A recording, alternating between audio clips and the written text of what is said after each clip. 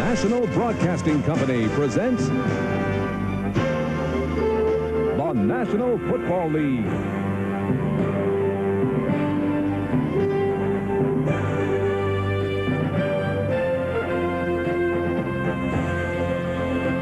Today from Cleveland Stadium, it's the Houston Oilers versus the Cleveland Browns. Brought to you by Budweiser, Beechwood Age for that clean, crisp taste. This Bud's for you. By Mazda Cars and Trucks, including the all-new Mazda MPV. And by AT&T, the right choice. Snow and cold in Cleveland. All-Pro guard Bruce Matthews of the Oilers checked the field conditions yesterday. Looks great, you know. I'm looking forward to it. This is the way the game's meant to be played. Frozen field. Winner stays in the playoffs. Loser goes home. Now let me thaw my mouth. When Matthews made those remarks, he didn't know New England would lose to Denver, so the Oilers are in the playoffs right now, but today they're fighting for the home field in the wild card. If Houston wins today, they'll play at home against the Colts if Indianapolis beats Buffalo today, or they'll play at home against the Patriots if the Bills beat the Colts today. For the Cleveland Browns, Houston will play at Cleveland next weekend for the wild card game if Cleveland is the winner today. Oilers with a lot to overcome, a cold weather game for them. They're not used to it. They've not done well on the road. This is their first game in '88 on grass, and maybe the complacency factor, they know they're in the playoffs already. The Cleveland Browns without three of their best players, quarterback Bernie Kosar, running back Kevin Mack, all-pro corner Hanford Dixon, all injured. The replacements Strock, Fontenot, and Harper. Cleveland Stadium's been the site of so many big games and black and white days in television. You see the chill factor down to 8 below. Today, the Oilers and the Browns will be teeing it up in living color on NBC Sports in a most important game. Good afternoon, everyone. Don Criqui with Bob Trumpy. Winter has come full force to Northern Ohio, and the Cleveland Browns couldn't be happier. They like it ugly, as their season has been reduced to this one game. In truth, for Cleveland, the playoffs start today. They have to win. They go in as a wild card if they do on the home field. If they lose, they're out of the playoffs. Coach Schottenheimer is pleased with all that, though, Trump. Yeah, Don, he told us yesterday, he said, this is the kind of game I like. I put my team in a situation where you go out, all the money's on the table. The winner takes it all home with him, and that's Cleveland's situation. Now, Jerry Glanville, the Houston Oilers coach, of course, they play well and play best in the House of Pain, and he's admitted he has an offense that's designed to play indoors. Well, they are definitely outdoors today in Cleveland. Yes, they are. They're on grass, although Glanville says it's not really grass, it's painted dirt. But nonetheless, they'll have to contend with gold, and there is Coach Glanville, whose Oilers beat the Browns earlier by a 24-17 score at the Astrodome. Jerry Glanville comes in with a 10-5 team. Marty Schottenheimer's Browns are 9-6. Browns have won the toss, and they will be receiving to start the game. This is a season for the Cleveland Browns that is below expectations.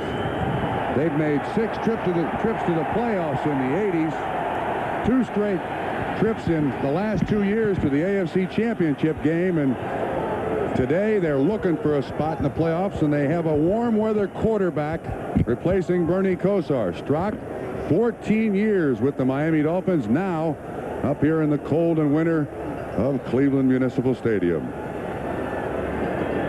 This kickoff is sponsored by Budweiser, the king of beers, and ready to kick it off for the Houston Oilers is Tony Zendejas.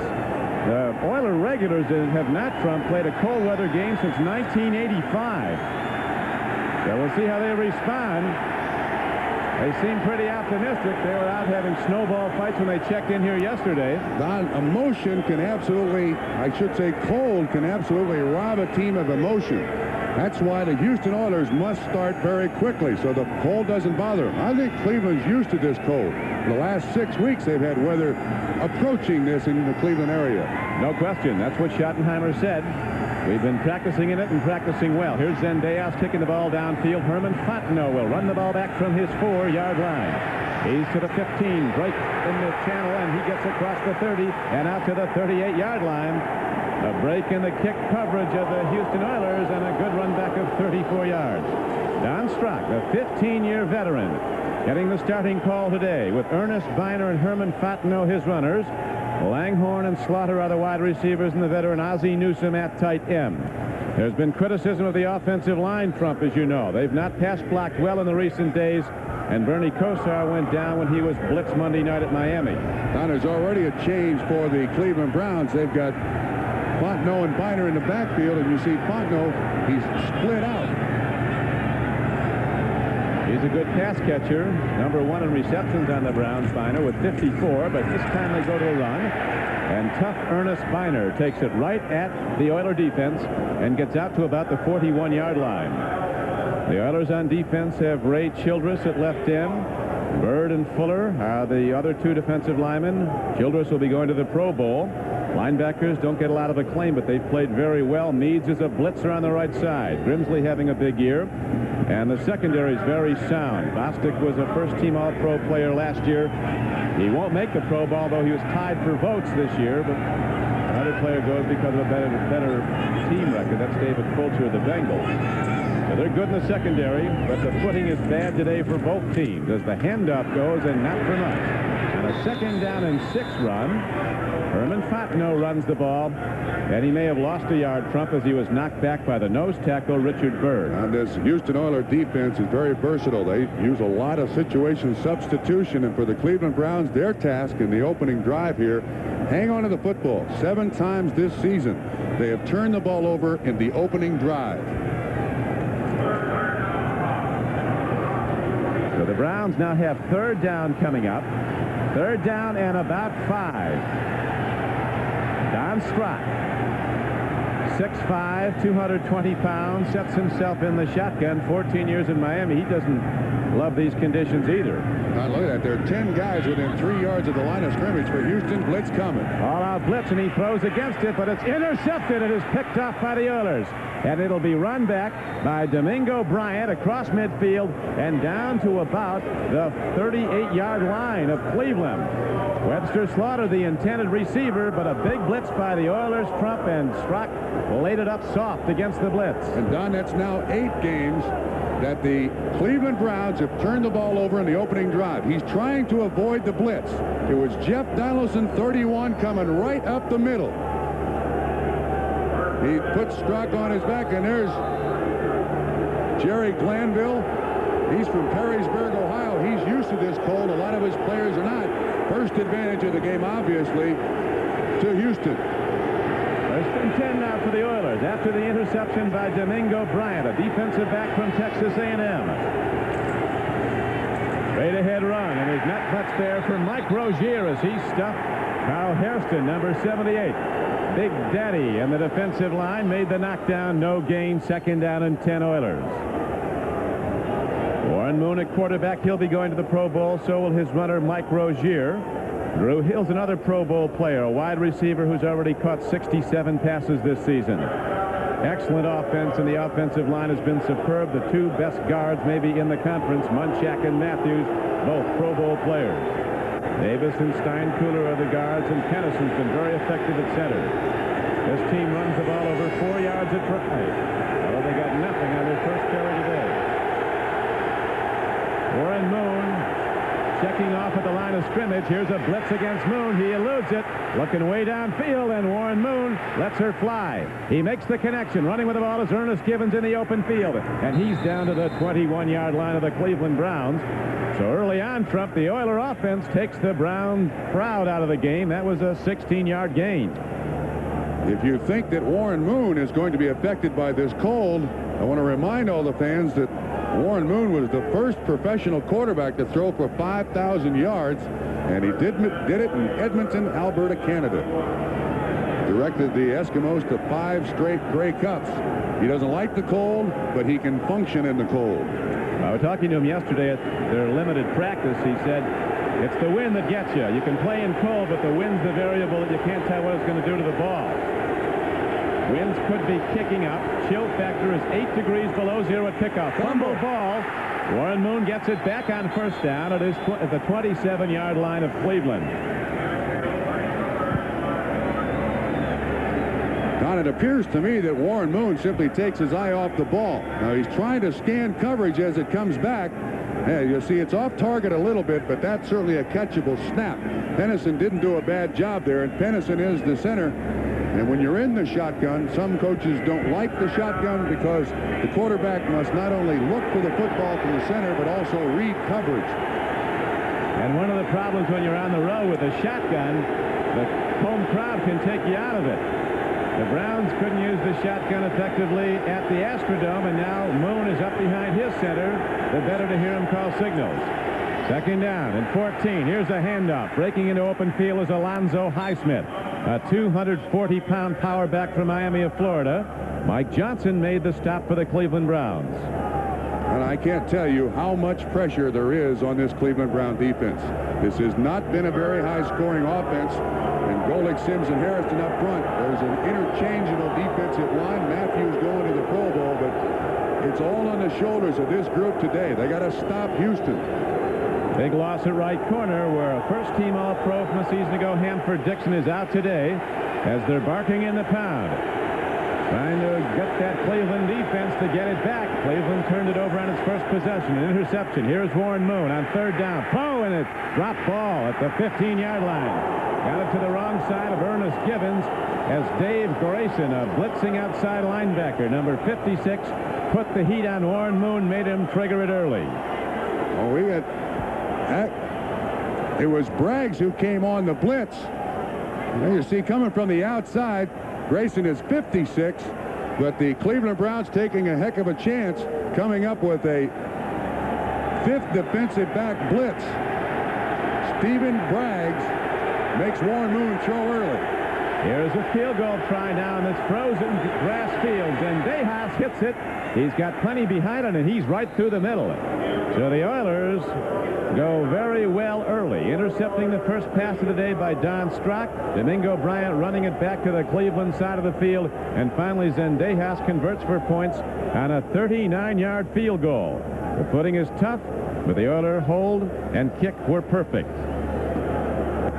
A buildup of snow at the open end zone here at Cleveland Stadium. The temperatures will be dropping. The lights are on. The field was in fairly good field condition, I think, before the game, wasn't it, Trump? But then, as the day wears on, that wind blows. It can freeze up fast. Glenn Young is back deep again now with Herman Fontenot. Don, the problem with this turf is when you take the tarp off, then it really begins to freeze. It was a little soft yesterday afternoon, but now it's getting as hard as a pool table. Zendejas hits a high spinner that'll carry short to Fontenot, this time at a 7-yard line. 15 on the 20 with a stutter step. Herman Fontenot from LSU lunges out to the 22-yard line. And the Cleveland Browns offense goes on offense a second time. Dean Biasucci's kicked a field goal in a very important game. The Colts still alive. They are leading the Bills 3-0 in the first quarter. Pittsburgh has gone in front of the Miami Dolphins in one of only 4 games on the final card, the final weekend's card, that don't mean anything as far as the playoffs are concerned. On so far, initial stages of this football game, emotion solidly on the side of the Houston Oilers. Now, somehow, the Cleveland Browns, with a very suspect running game without Kevin McNair, do have to reestablish 1, control of line of scrimmage, 2, control of the motion in the game. Oilers are leading at 3-0 after intercepting Don Strock on his first throw. First and 10. Biner to the run, and those big Oilers up front make the knockdown. You'll watch the Houston linebackers. They play well off the line of scrimmage. Then at the snap, they run to the ball. Very fast, mobile linebackers. Johnny Means on the outside. His nickname is Squint Eyes on the team. Everybody on the Oilers has a nickname. Means is that inside blitzer. Fires right inside of Ozzie Newsome, and there to make the tackle for little or no gain. What a game, Trump. Jerry Glanville described Meads to me as a trained killer. He's the guy, along with Lyles, that they get most of their blitzing from, outside linebackers. Derek Tennell is in now as a second tight end. Second down and 10 for the Cleveland Browns. 80,000 at Cleveland Stadium as Don Strock for Bernie Kosar makes a connection, and the ball is taken away. That ball is live. Now they're going to rule it down. Wait a minute. This is going to be reviewed. It sure is. Steve Brown looks like he stole the ball before the receiver Webster Slaughter was down. Could not agree with you more. Now you have the situation of the simultaneous reception, but watch what happens. It looks like the receiver catches it with one hand, and Brown, I think he gets that ball away. That is going to be a very difficult call for the replay official to make. But it did appear that Steve Brown was able to strip that ball away. Glanville will take any decision favoring Houston. Down by contact, still Cleveland's ball. You know, we hear that too much. This down by contact is employed a great deal too much now when it comes to the replay. That play was not finished when that ball came loose. And I realize that down on contact replay is not utilized, but that seems to be the comfortable way now to avoid going to the replay. See if we can pick it up again. See it? You can see Slaughter really doesn't have the ball, and I'm telling you that there's no way that's down on contact, but it is the Cleveland Browns' first down of the game. So the Oilers very nearly have 2 turnovers on the first 2 throws by Don Strock. Wait a minute, Don, I think they're reviewing it again. Are they? All right. I think you've got the referee talking to the umpire right there at the 30-yard line. This game's could turn early on that. The Houston Oilers have gone in front 3-0 on a 39-yard field goal by Zendejas after the interception by Domingo Bryan. I think they're looking again. This is the second angle we showed it. Slaughter on the catch. Allen's 24. Now the question is, does he have any control of it when his knees hit the ground? I think it's going to be one of those not enough evidence. Well, I'd buy that, but this down on contact seems to be the first word in the dictionary. These Oilers. He's saying touchdown. Steve Brown took it in for a touchdown. Coach Glanville hasn't endeared himself to anyone in Cleveland with some of his remarks. After review by replay, the ruling is incomplete pass. Third down at the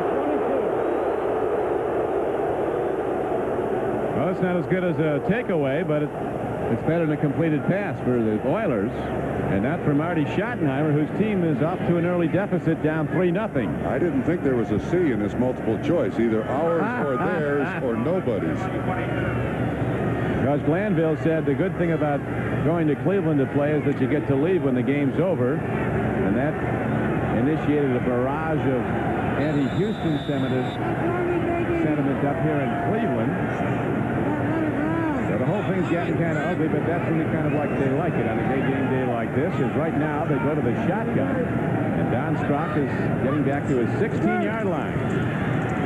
4-man rush against him, and he fires hard up the middle and makes the connection to wide receiver Reggie Langhorne out across the 35-yard line. They might rule he was in the grasp of penalty marker could be down. There is a marker down front with a holding penalty signaled against the Cleveland Browns. So a big hit on the throw is negated by the penalty. Is Larry Williams the suspect? Holding, number 70, offense, 10 yards, still third down. We'll show you Larry Williams, the offensive left guard right here. Now this pass rush of the Houston Oilers is absolutely the #1 thing they're looking for. Hey, you see the stunt inside by big Sean Jones, and Larry Williams has got to put his hand in front of him. So far, Cleveland Browns without a first down. Browns have won 7 of their last 9 against the Oilers. Houston's regular team has not won here in Cleveland since 1981. The Oilers lead now 3-0 as Strock throws out in the flat. Nice throw and a catch on the runner. Gets to Slaughter. In open field, Puttin moves down, and Slaughter goes down to the 46-yard line of the Oilers, where an extra defensive back, Richard Johnson, finally caught him and knocked him down. Big gain, a 41-yard gain for the Cleveland Browns.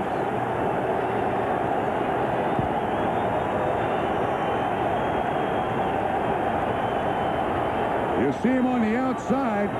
Patrick Allen is the man in coverage, and this is zoned by the Houston Oilers. That's a defense that they do not like to play. Even though it appeared Allen was up and bump and run, it was in fact zone. And the Houston Oilers would much prefer to be up there and bothering receivers all over the field. Slaughter turns it into a huge gain. First down for the Browns today. Nice catch of the season, too, Trump, for Slaughter. Reverse. Now they fake the reverse, and here's a long ball downfield, and it's almost picked off, and there is a marker down in the Houston secondary. Herman Fontenot swinging quickly out of the backfield, going deep for the ball thrown by Strock. Patrick Allen was covering. That's delay of game. Delay of game before the snap. Offense, 5 yards, still first down. Now that's one of the criticisms that Marty Schottenheimer has taken this year, that they've been caught with 9 guys on the field, sometimes with 12. It's my estimation that that's not the head coach's fault. When you have a multiple offense, the players are the ones who have to be aware when this formation requires this group of players. You can keep finding them, but I don't know that you can blame the head coach. Puts him in a very difficult down and yardage situation. Don Strock played 14 years with the Miami Dolphins. He left that team in August in a contract dispute. They released him. He signed with Cleveland in September, started a game against the Eagles, which the Browns won. In October, it was his first start in 5 years. A lot of the plays are on a band on his left wrist, so he can stay on the same page with the Cleveland offense. Straight ahead, Biner goes on a 1st and 15 play to the 49-yard line of Houston. Don Strock's a winning player, though. He's backed up a lot of good QBs in Miami, like Greasy and Morrill, and most recently Dan Marino. As you look at the scoreboard changing now, Miami's come back to tie the Steelers 7-7. Tampa Bay up on Detroit. On to this point, Browns getting all their yardage passing. They cannot win this game throwing the ball 50 times today. They have got to generate a running game here. That was their hope coming in, that they would get the run going. They felt the home crowd would help that because they could hear signals, and perhaps Houston's running game would be off because they could not. Oilers with an early lead, 3-0. A timing pattern. It's intercepted. So Strock is picked off again. This time it's Richard Johnson, an extra defensive back. 6th man in there, and he picks off Strock. So Don Strock is off to an awful start today, and Bernie Kosar's not even in uniform. Don, it's a 3-step drop, and you see a great job by Johnson cheating to the inside. When Fontenot goes in there, both players have the same opportunity to go for the football. Johnson comes up with the 2nd turnover of the day for Houston. Browns with 2 possessions so far today, and twice Don Strock has been intercepted. As Bernie Kosar, standout for Cleveland, who missed 6 games earlier in the season with an injury. An injured elbow, is now out with a bad knee, suffered in a loss to Miami last Monday night. Here's Strock after he threw another one away. Wrong choice. Threw it into coverage. Should never have thrown that ball. Warren Moon takes the Oiler offense out again. Here's a swing pass to Rozier. The hard running back from Nebraska is out to the 48-yard line on a 1st down play. He's good for a gain of upwards of 6 yards, maybe 7. Clay Matthews, an all-star outside linebacker, made the stop for the Browns. That's a very unusual pass by the Houston Oilers. Jerry Glanville's offense, especially the passes down the field, he does not like dump-off passes. He says if we want to dump the ball off, we hand it off. We don't throw it out there. Rozier, their big back, the Houston Oilers. Oilers are coming out their most impressive performance of the season. Last weekend at the Astrodome, they blasted the Bengals 44-7. Pitch back, running hard is Alan Pinkett, and he gets close to the 1st down. Struck hard as he goes out of bounds by linebacker Mike Johnson, number 59. Alan Pinkett averaging 4.3 yards a carry this season. But here is the first brother combination to play in the Pro Bowl. 57 Clay, older brother, younger brother Bruce. 74 for the Houston Oilers. Bruce has played all 5 offensive line positions for the Houston Oilers. Finally makes the Pro Bowl at guard. He was the leading vote getter of all the American Conference guards, Bruce Matthews. There's Clay, his older brother, going off. Both play collegiately at Southern California. Clay Matthews is going to the Pro Bowl for a 4th time as Warren Moon throws on 3rd and short.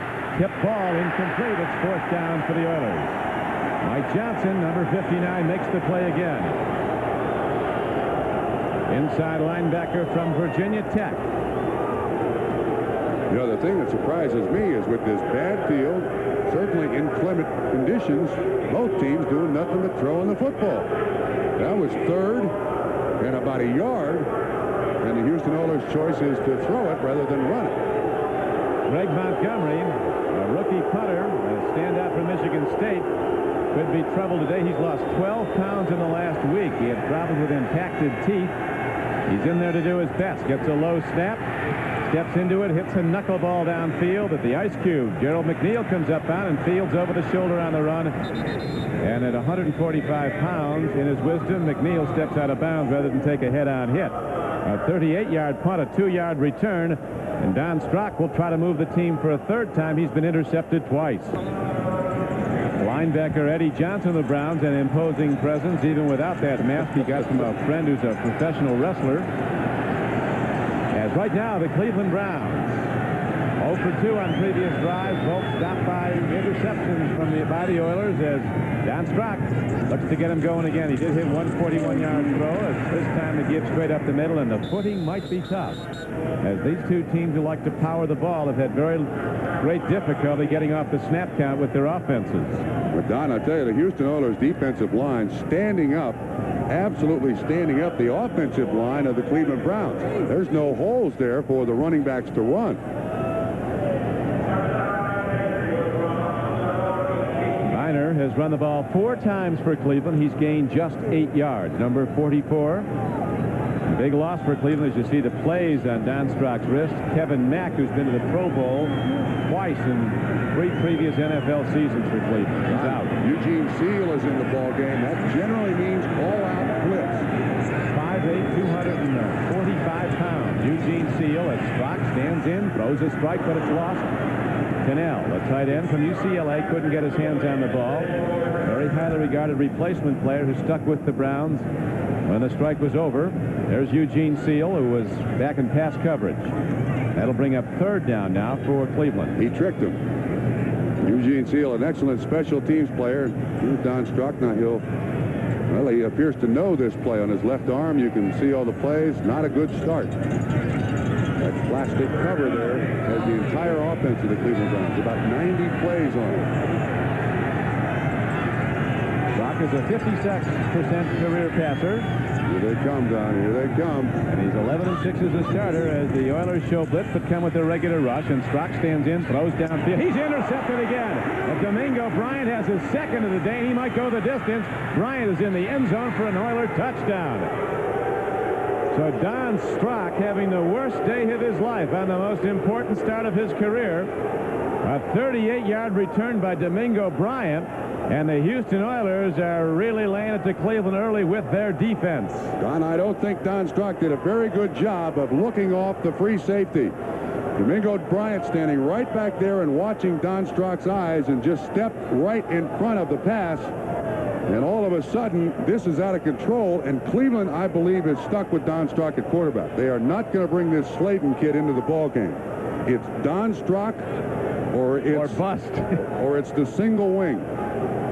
They have another quarterback active, Steve Sladen, a rookie from Duke, a 12th round draft choice, who's played not at all. This is, in truth, a playoff game for Cleveland because they're out if they lose, and right now they're down by 10-0 count. With Bob Trumpy, this is Don Crickey. Tony Zendejas has put up 4 points today, a 39-yard field goal, the extra point after Domingo Bryant just ran back his 2nd interception of the day, this one for a touchdown. And the underdog Oilers lead the Browns, a team that must win today to get to the playoffs, 10-0. Short kick, up back picks it up. William Dean Perry, that's the little brother, if you can call 280 pounds little, of the refrigerator Perry of Chicago Bear fame. Now, Don, if you're wondering what's happened, let's identify some players. This is Sean Jones.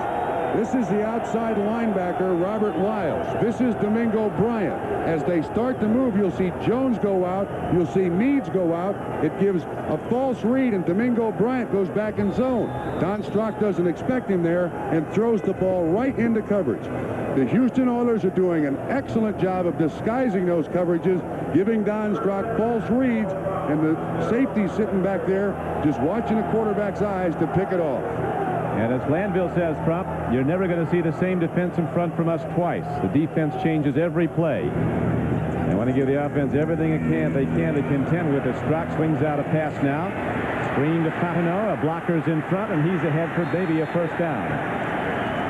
He is close to the 43-yard line where he had to go. The Indianapolis Colts, if Cleveland should lose today could win their way into the wild card game. They play at Houston if they continue to lead and beat Buffalo. Catalayhe just kicked a field goal in the Battle of New York, and the Jets lead the Giants. Miami, coming from 7 behind at Pittsburgh, now leads 10-7. You know, the responsibility now of Marty Schottenheimer is to reestablish some confidence in Don Strock. Screens are a good idea because he's their guy all day long.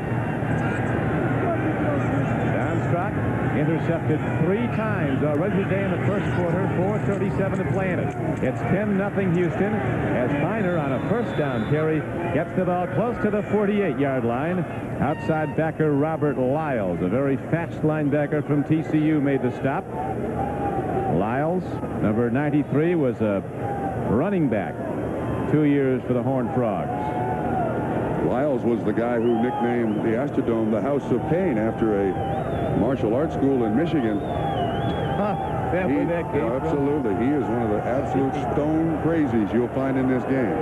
The House of Ice has not bothered Houston to this point. Not at all. They seem to enjoy it. Well, they might. The 10-0 first quarter lead on the favored Browns. Strock goes to the run. Herman Fontenot does not have a great deal of size. He's quick and fast. But so are those Oiler linebackers as Lyles and Al Smith, 2 of the backers, got him. Now, here's the problem that Cleveland has suffered all year. Without Kevin Mack, they really do not have a great deal of outside speed. Herman Fontenot in the backfield is the ball carrier as you watch Robert Lyles. But Fontenot is really a wide receiver playing back there. I'm rather surprised we've yet to see Manoah as a lead blocker and Feiner as a ball carrier, because if they continue to try to throw the ball all day long against Houston, they're going to get killed. Third down comes up now for the Cleveland Browns. 3 minutes and 5 seconds to play in the first quarter. Blitz. Rock with a quick throw and a connection for a first down. And that time the Cleveland offense works nicely as Clarence Weathers, running the slant pattern, gets the lead throw from Strock for the first down. So far there's not a lot of noise in that dog pound. No barking. Houston that time came with the blitz. Donaldson from right up the middle. You see 31. Strock does a good job. Weathers looks back and he's able to get it off quickly. And that basically is the same play earlier that resulted in an interception. Ball is positioned at the 43-yard line of Houston. Chill factors 8 degrees below zero at kickoff time. It'll be dropping here on the shores of Lake Erie as winter has come full force to Northern Ohio, and the Cleveland Browns have fallen behind 10-0 in the first quarter, a game that Cleveland must win. Ernest Feiner carries the ball. He goes right into Robert Lyles, who made yet another stop, his 5th of this game. Whoa. Not much. Not much. No risk offense on the run game, but the pass offense of the Cleveland Browns has been high risk. 3 interceptions of Don Strock in the first quarter. The wind starting up now, and it can get ugly. Second down arises. Second down along 7. Fontenot. Not big enough to break tackles, but quick enough to shoot the gap if there's one there. And he gets ahead for maybe 3 yards down to the 36-yard line. The second-year linebacker Al Smith made the stop along with Pro Bowl defensive end Ray Childress, number 79. So now a very big down comes up front for the Cleveland Browns, who have to keep this drive going. Down 10-0, third down and a long 3 coming up. Well, the most important thing they have to do is not turn the ball over here. They've had 3 drives, 3 interceptions. I think Schottenheimer would be happy if they just don't turn the ball over here. He's almost in a situation where he's got to go for it on 4th down. Nobody's been able to run today. The Oiler defense has set the tone here, and here's markers down all over. A throw downfield hits Brian Brennan right in the face mask as the play was whistled dead before the snap on motion. Yeah, that's against Houston. Start number 63. Whoops. Offense, 5 yards. Cody Rison. Still third down. Now, I thought that was against the Houston Oilers. There was a lot of jumping at the line of scrimmage. There's a lot of people moving there. We can't really see Cody Rison, but he's the one that gets the flag thrown on him. He's the right tackle, number 63. Look at him right here in the corner. He's the one that apparently moves early and is caught. Yeah, he moves early, and that prompts everybody to jump. So now, big down again for Cleveland. They're coming up, and the Browns need 9 as they set in the shotgun.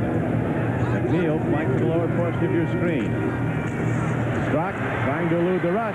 He cannot, and Don Strock, not highly mobile, is sacked back at the 47-yard line. And Johnny Meade, the blitzer from Nicholls State, came a-hunting again, and this time he got the quarterback. From behind the offense, not good enough protection. Meads jumps inside of Paul Ferrin, and he's right there in the quarterback's face. You can see all of the sacks that this team has gotten, and a great deal of it comes from stunts and games and faking the blitz and everything else. Sometimes you just have a player that comes scot-free. That time, bad job by Paul Ferrin as the first quarter ends. And the Oilers lead at 10-0 as Don Strock in the first quarter was intercepted 3 times, 1 run back for a touchdown, and he was sacked once. Who makes the right read, but today in that first quarter, Houston had his number. Well, he's got a lot of time to get it back as we are now set to start the second quarter. And back to punt is Max Runager of Cleveland. He's been an experienced big game punter. He's punted in 2 Super Bowls, once for the Eagles and once for the 49ers. Big rush against him. He gets it away. Curtis Duncan lets it roll, and it'll take a Cleveland hop. As it goes inside the 10-yard line, it'll roll dead right about at the 9. Interesting developments. The Colts continue to lead Buffalo 3-0. The Jets, an underdog, leading the Giants. But Dallas is leading Philadelphia as the Giants and the Eagles are contending for the NFC Eastern title. New Orleans up on Atlanta. Tampa Bay has now extended its lead over Detroit to 14-0. Testaverde's thrown for a touchdown. Don, this is an absolute key series of downs now for the Cleveland Browns. They've got the Houston Oilers defense down inside the 10. They've got to get the ball back so the offense of the Cleveland Browns has the short field to work with. John Timer says we've got some of the toughest people in the NFL playing defense, and they dig in now. Here's the snap. Rozier cutting back has a problem. Mike Rozier on a cutback move lost his footing on this frozen field, and the conditions will only get worse as the temperature drops and the wind continues to blow. First quarter numbers. Cleveland had a lot of possession, but so what? More yards. Again, so what? 39-yard interception return by Domingo Bryant was the biggest play of this game. Domingo Bryant, an extra defensive back on passing situations, has 2 interceptions today. Second down and just over 10 for Houston as Gibbons goes in motion. Mike Rozier is cut down at about the 11-yard line. Alan Pinkett in the game to run that time as Pinkett gets the ball to the 12-yard line, and that'll bring up 3rd down. 3rd and 8. First key down now that the Houston Oilers have faced on offense. They do not want to give the Cleveland Browns half a field to work with. In games where the wind is blowing and the field is bad, field position is key. Browns have turned it over 3 times. You can be sure the Oilers will not have a turnover-free game. It's going to go both ways in this weather and this hitting. Both teams with defenses loaded with knockout hitters.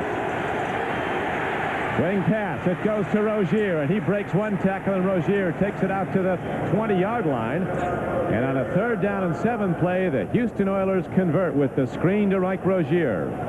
Ron, I think the best linebacker in the AFC is Clay Matthews, 57. He drops back, recognizes the screen. That's brother Bruce.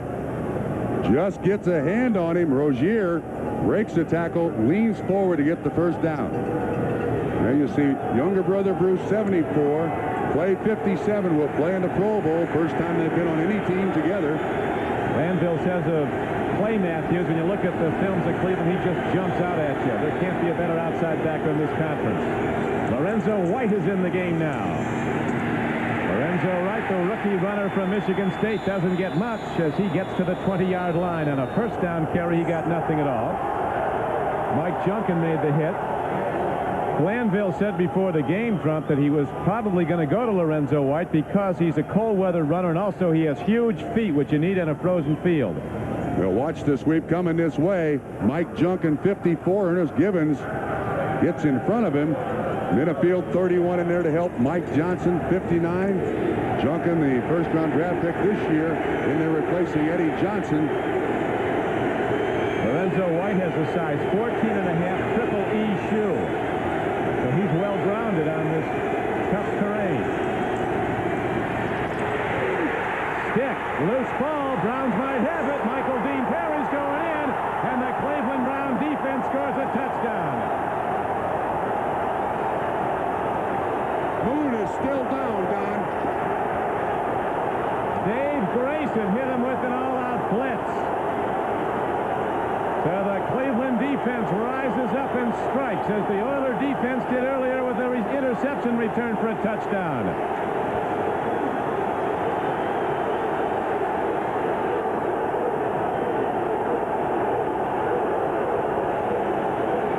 We talked about knockout hitters on both teams, and there was the knockout punch by Dave Grayson on quarterback Warren Moon. 14-yard fumble return for a touchdown by rookie Michael Dean Perry. Somebody totally missed Dave Grayson. Now your offensive line comes from the inside out. The hit will come from right over here. Somebody misses Grayson completely.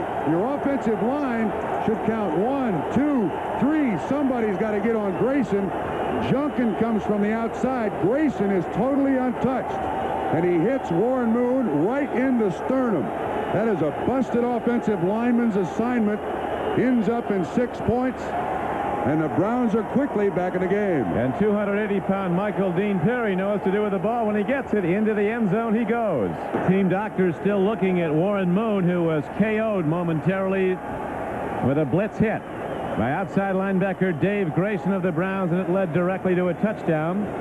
Here is Brent Peace, a good young quarterback from Montana. Interesting enough, he quarterbacked here in Cleveland during the strike season last year and put on a great showing, good enough to keep him on the regular roster when the strike ended, as the Oilers beat the Browns in that replacement game.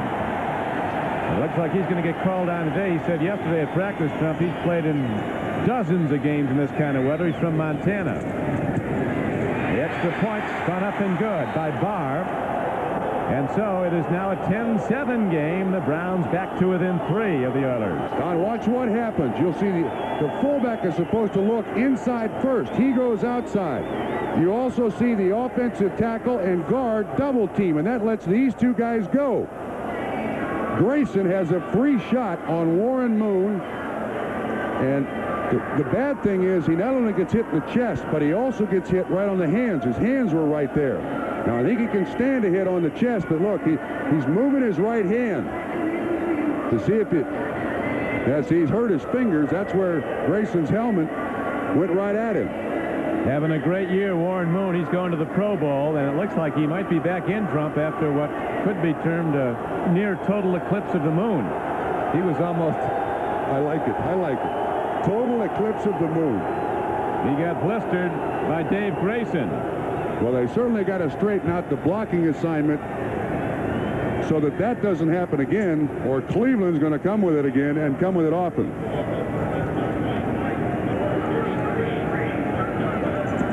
The report is he'll be back in.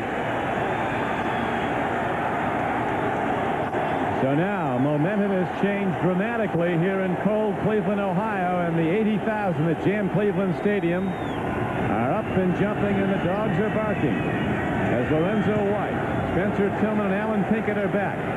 Alan Pinkett lets it hop into the end zone. It'll come out to the 20.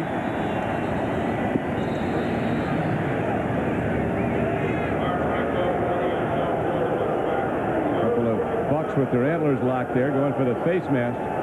And we have 11:37 to play in the first half. That may be a new handshake in the NFL. You never know. Strange fraternity. Yes. Dallas up on Philadelphia still, 7-0 in the second quarter, and the Jets continue to lead the favored Giants. Moon back. Good to see Warren Moon back and set to go. Landville calls him an analytical student of the game. He might check off at the line of scrimmage more than any quarterback in football. And he's got some chest protection on there now. they certainly expect Cleveland to be blitzing a lot now. Dogs smell blood at this point. They'll be going for Moon again. First down as he checks off. He's got 2 seconds to get the snap, and he does it just in time. Running with the ball, but not very far, is Alonzo Highsmith. On a first down carry, he may have gotten a yard. Knocked down by Mike Junkin, an inside linebacker, and by 59, Eddie Johnson. By Mike Johnson. Eddie Johnson not in the game yet. There's been some question over whether Eddie should be starting ahead of Mike Junkin. Junkin getting the starting call, a former #1 draft choice out of Duke. Defensive coordinator now, Dave Adolph of Cleveland's found something that's worked. Apply it again and see if Houston can pick it up again. Certainly a passing down here, 2nd and 9. From the shotgun on 2 and 8, 2nd down and 8. Hard throw, and Ernest Given runs in the open field and bounces off tacklers. And this extraordinary little player from Louisville is all the way downfield, across midfield to the 48-yard line. A 31-yard gain on the play. Frank Minifield, the man in coverage. You can see 81 is out there with Dave Grayson, gets by him. This is zoned by the Cleveland Browns. Givens gets inside 22, Felix Wright. Junkin makes a shot at it. Huge play for the Houston Oilers. Moon comes in. Last time he attempted to pass, he gets hammered. Comes right back in there for a 31-yard pickup. You see Givens having a big day. Has 56 catches for the season, 5 for touchdowns. Moon's throwing well, 4 of 6 for 62 yards. And ready to put it up on first down. Throw, what a catch by Drew Hill. A phenomenal play by another undersized overachiever, another 5'9" wideout, Drew Hill, with a 14-yard gain. Drew Hill, with his 3rd straight 1,000-yard receiving season, finally makes a trip to the Pro Bowl. Unbelievable concentration. Felix Wright led up on him there to avoid interference, but tough catch to make down the middle, up high. He goes and gets it. And as you know, Trump, he was one of the all-time bargains. The Oilers acquired him from the Rams, Drew Hill, for a 7th-round draft choice.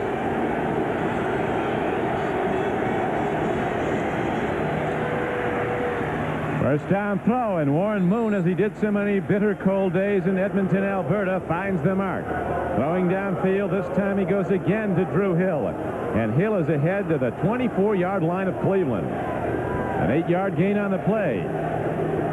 You can see that this weather and the field is having no effect on the Houston Oilers whatsoever. Their only mistake was a pass protection mistake, which has nothing to do with the weather.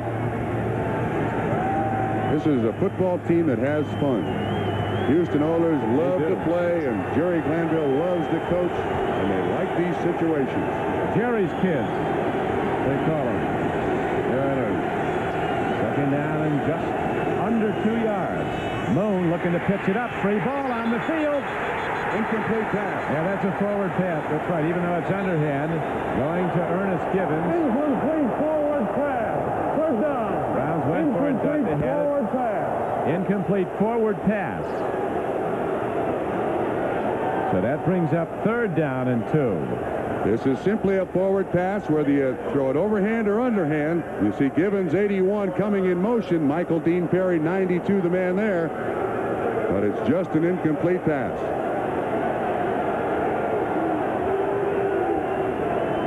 He's saying, what's going on? That's a good day in this weather. And Warren Moon having a good day, while his counterpart Don Strock has been intercepted 3 times already in the first quarter. 1 return for a touchdown. Rozier banging at tacklers, but the Browns come a hit and get him inside the 30. Very close to the first down, however. Eddie Johnson, 51, was on the stop. Don, to this point, I think the defensive game plan of the Cleveland Browns, even though they trail 10-7, is working. What they wanted to do is make sure the Houston Oilers could not run the football, force them to throw. Unfortunately, the coverage for the Cleveland Browns defensive backs have not matched the run defense of Cleveland, and that's why Houston's going down the field, and it appears they got another first down. Very balanced offense for the Oilers. Even in the weather, 9 rushes, 9 passes. And no turnovers, which is the I take that back. 1 turnover, which produced the only points for Cleveland. When we talked to Moon yesterday, we asked him the coldest temperature he ever played in. He said -27 in Edmonton. That was without the wind chill. There's the dog pound. I said, what was the wind chill? He said, we didn't want to know. I don't think they even register it in Canada. It's too bright. First down and 10 now for the Houston Oilers, who lead this game 10-7 with 7:55 to play in the first half.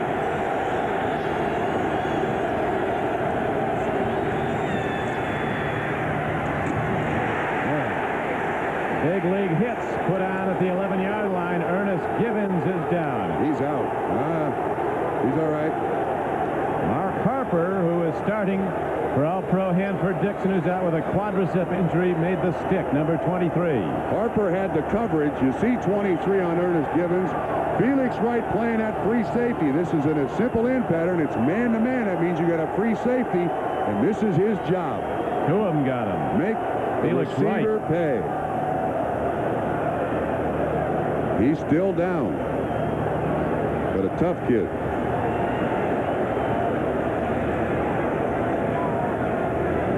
Now, while we have a moment, let's go to NFL Live.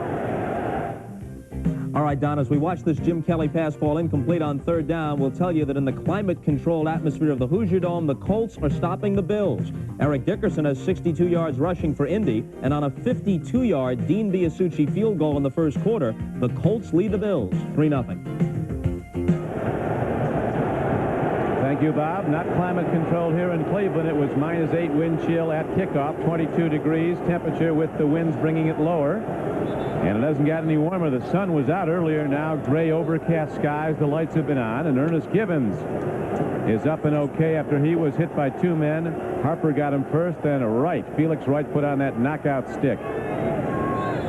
So Givens goes out, and Haywood Jeffries, a former #1 draft choice from North Carolina State, is in the lineup. See the Browns, that last play illustrating why they're #1 in the American Conference in Pass D. Alan Pinkett's in the backfield. Line next to Warren Moon in the shotgun. Second down and 10. Pinkett, Notre Dame's all-time leading rusher, loses 3 yards. Again, the run defense excellent for Cleveland. They're doing the job. But when it comes to the pass defense, it's not working. Now, Pinkett has no place to go here. He sees the middles all messed up. Harper, 23 there. People all over the place. 95, Marlon Jones. But this is where the Houston Oilers have been able to convert it. 3rd down and long. They're still getting the ball down the field by the pass. Warren Moon has passed very effectively. We'll see if he can now. On 3rd down and 12, he'll be pitching from the shotgun. Looks up the middle, fires, it's incomplete. Coming off the flank was Leonard Harris, but he couldn't get to the ball. And so the Oilers send out their field goal kicker, Zendejas, who's tried one and hit it from 39 yards. To open the scoring today, right now it's a 10-7 game. Houston in the lead, Oilers with 10 first quarter points, took a 10-0 lead. Browns came back on a hit by Grayson that freed the ball from Moon, and it was picked up by Michael Dean Perry, Williams' little brother. And he ran it in 12 yards for Cleveland's touchdown. This is a 42-yard attempt. Winds are swirling, but they're not heavy. And Zendejas, a warm weather kicker, doing very well in the cold at Cleveland, drills it from 42. And the Oilers challenge now extend their lead to 13-7, and they'll kick off in a moment. Today's game is brought to you by Pontiac. We build excitement. By Wendy's Old-Fashioned Hamburgers, the best burgers in the business. And by Goodyear Certified Auto Service. Nobody fits your car like Goodyear.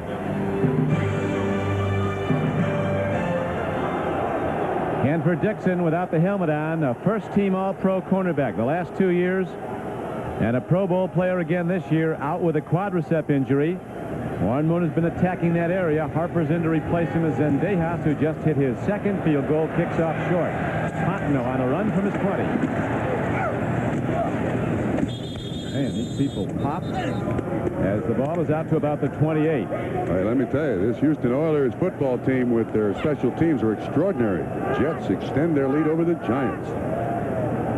Now Philadelphia comes back. They would take the division if they win at Dallas and the Giants lose to the Jets. This is the Jets playoff game. They try for a winning record. Miami and Pittsburgh scoring in the cold at Three River Stadium. Tampa Bay continues to lead Detroit. Easy to get a higher draft pick. First and 10 for Strock and the Browns, who are down by 6. Final, they just can't get off the ball trump. Nobody's firing out. They're not able to as Richard Byrd moved quickly. John Grimsby, 59, inside linebacker, made the stop. They're getting no movement on that line. Here's Fontenot, 28. He's trying to block on Johnny Means. That's kind of a fall down. But if you can't run the ball on a day like today, you are in deep trouble. And the Cleveland Browns can't rely on their defense to score all the points. Browns have to generate some kind of offense, and they can't be doing it with second down and 10s and third down and 9s. Hoghead gets like a rock on a day like this. Tough to catch those hard-thrown balls as Don Strock is a tough passer. And a have to throw now. A 2nd and 10 results in a 4-yard loss. Fontenot has been able to do nothing against this Houston defense. Richard Byrd, the nose tackle from Southern Mississippi, made the play. And he's beating Rakosi, the center. Greg Rakosi is, there's Byrd right there. They are controlling the line of scrimmage. Browns now 11 carries, 16 yards. A lot of people, Trump, feel the biggest shortcoming in the Cleveland offense is that Rakosi's not yet ready to play as well as he's going to Sunday. He's going to be a good one, but he's not as good as Mike Babb, who the Browns traded to New England. Strock on third down, throws downfield. He's not close to a receiver. He was close to a defender, though, for the Houston Oilers. Ryan Brennan was about 5 yards beyond the ball. Bostic was the closest to it. You just mentioned Greg Rakosi, the center. You see the outside linebacker, Robert Lyles, right there. There's a spin move by Sean Jones. And Rakosi, along with Larry Williams, good job in double teaming, even though Jones still gets to Don Strock. Curtis Duncan's back now for the Oilers, and he could give them very good field position depending on this punt by Runiger of the Browns with 5:07 to play first half. High punt, well hit. Duncan was stuck before the ball got there by Harper. A poorly timed strike, and that'll cost the Browns. Don Strock so far in the game has thrown the ball 9 times, has completed 3 to the Cleveland players and 3 to the Oilers. This is being a little overzealous here. You see the receiver sitting there waiting for it. Harper puts his head down. That's an unsportsmanlike conduct penalty. That's 15 yards. Harper was the man who hit it. Interference with the opportunity to make a fair catch. 23, 16, 15 yards, first down. Not that bad a penalty for the foul. He put his head down, and that was his mistake. So another Oiler is at 10-2, and there's a break in the action.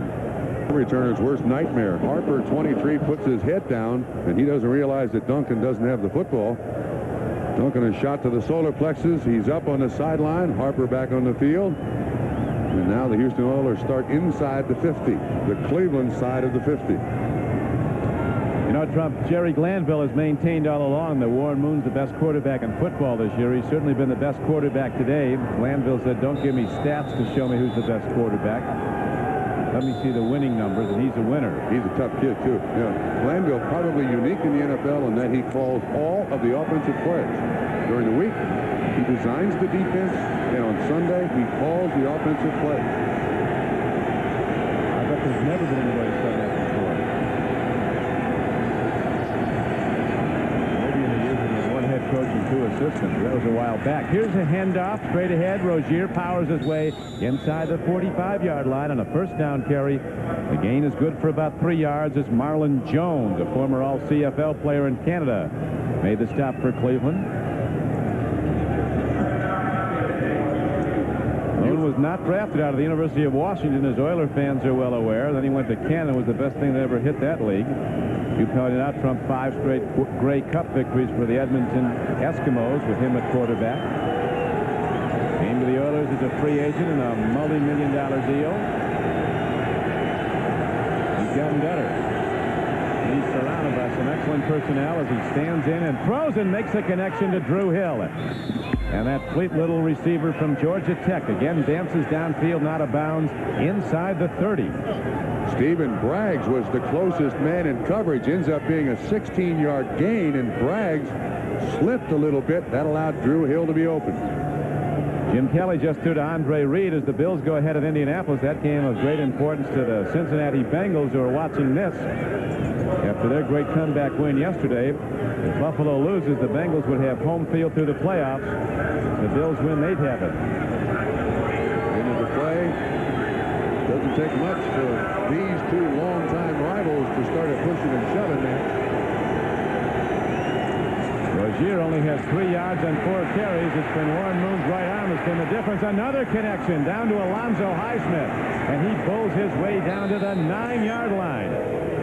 A gain of 16 yards and a first down as Warren Moon continues to find the mark on this cold day. And you know, last week when Cleveland went to Miami and Dan Marino produced 404 yards passing against the #1 pass defense in the league, they were worried coming into this game, but didn't think that the Houston Oilers could throw the ball at will against this pass defense, and that's in fact exactly what they've done. Now 8 of 13 for Moon, 117 yards.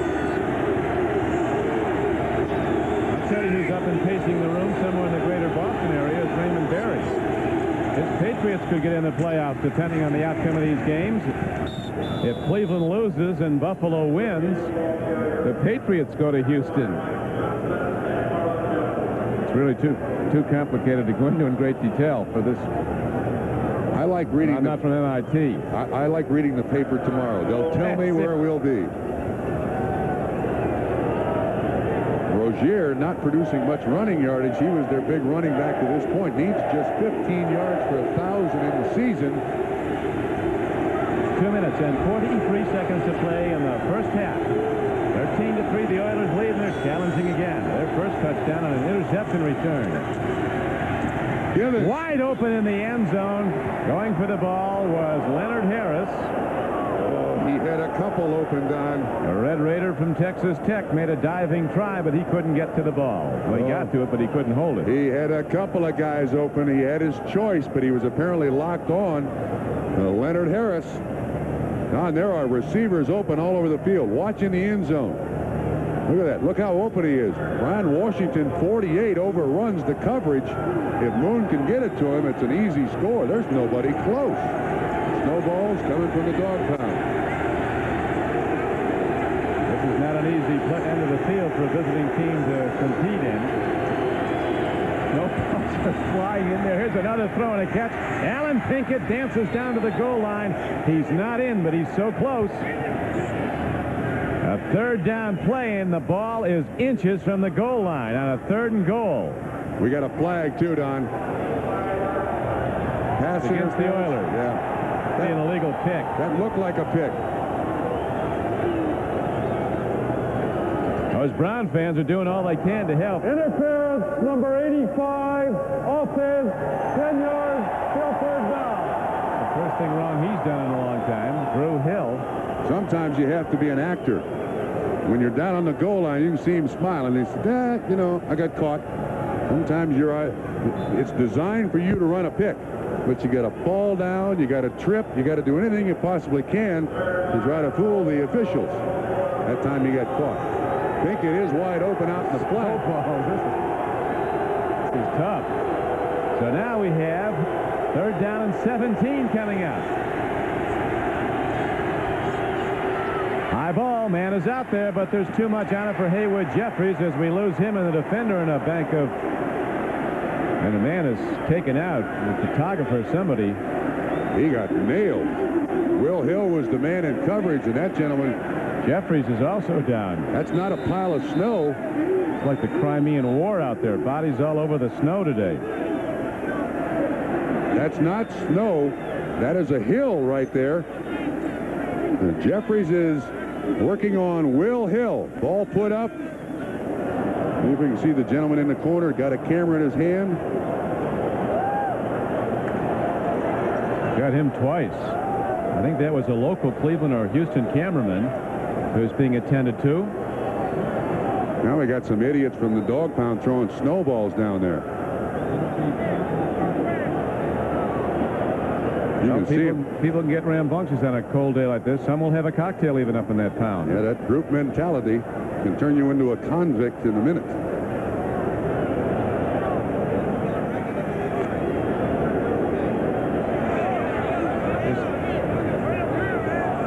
We're going to try a field goal, but Art Modell next to us, the Cleveland owner, is just telling one of his associates to announce that anybody caught throwing a snowball is out of this ballpark immediately. He's out cold, in the cold. it looks like his eyes were open and his... Man. Look at there. Look at that fool. Can you believe that? Throwing a snowball down at a guy injured on the field?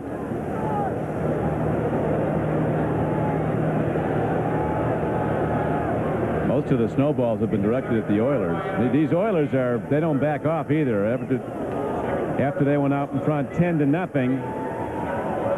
some of those Oilers were down on the subsequent kickoff team, holding a hand to their ear, like, come on, let's hear the barking now. Well, if there is one saving grace, place to get hurt is at a football stadium. Art just made the announcement that you'll be thrown out if you throw a snowball. I say if you're going to get hurt at a football game. They have x-ray machines here. They have EMT units. They've got doctors on both sides of the field. Us common folk not used to contact like that. Game clock is stopped with 2 minutes and 21 seconds left to play in the first half. The Houston Oilers, the underdog, who are playing for home field advantage in the American Conference in the wild card game, are leading 13-7. At halftime at Indianapolis, the Bills, on that touchdown pass by Kelly to Reed, have come from behind and lead the Colts 7-3. The Jets continue to lead the Giants 13-0. The Eagles with a 3-point lead at Dallas. The Eagles could be in position to win the NFC East. In those games, not of significance from a playoff standpoint, although New Orleans could get in, although they're still a long shot. They're still alive, but a long shot in the NFC as a wild card team.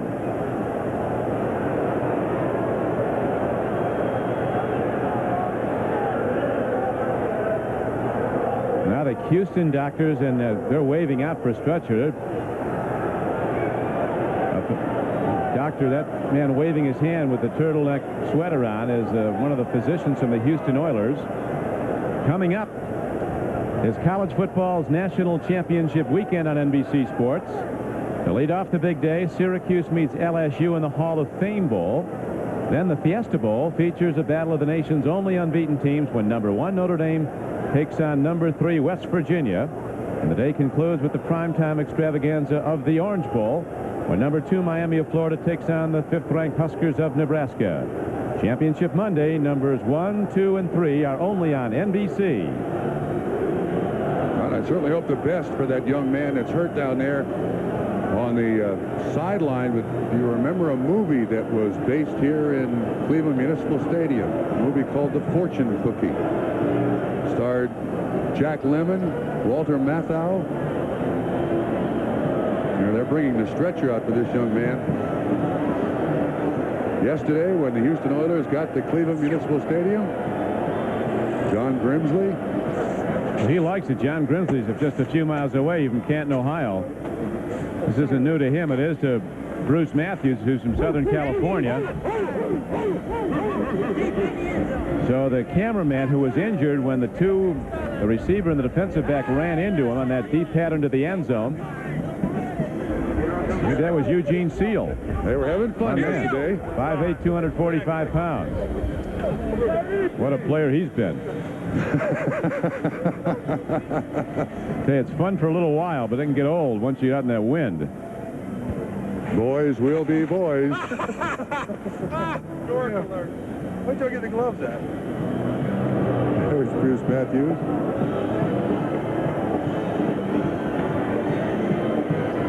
The frivolity of the moment yesterday when the Oilers came out to check the field, though, certainly lost at the moment as a cameraman may have been seriously injured. He was in the corner of the end zone shooting for a local station in either Cleveland or Houston, and two people ran into him and crashed him into the snowbank, and he was knocked out. The American Conference with a decided edge over the National Conference in interconference play, 29-22. Last game between the two conferences yesterday in Cincinnati. That dramatic overtime win.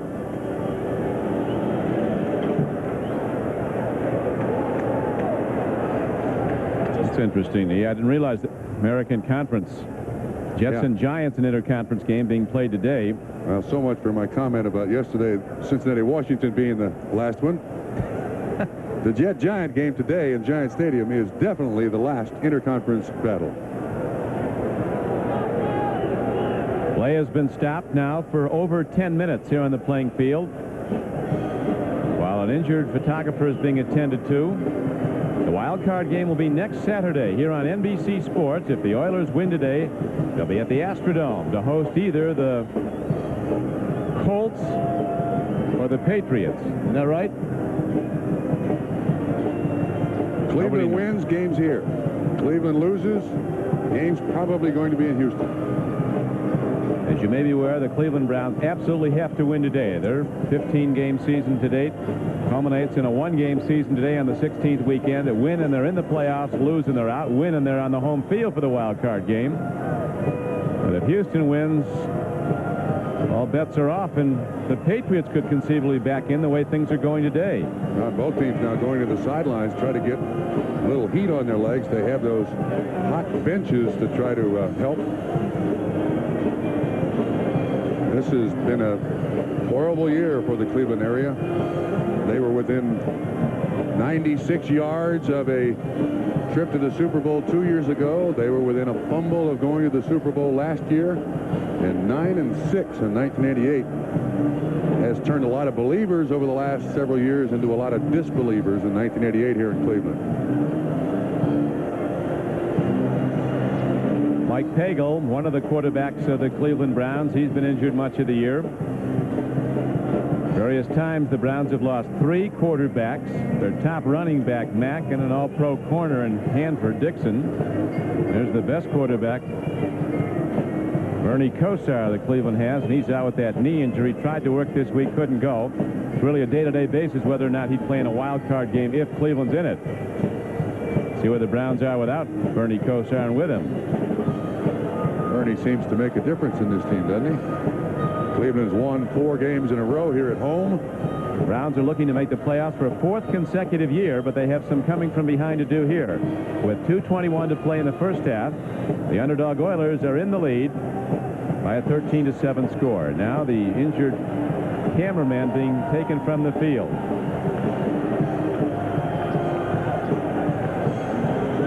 To repeat, that is not a bank of snow that he banged into there. That's Mother Earth.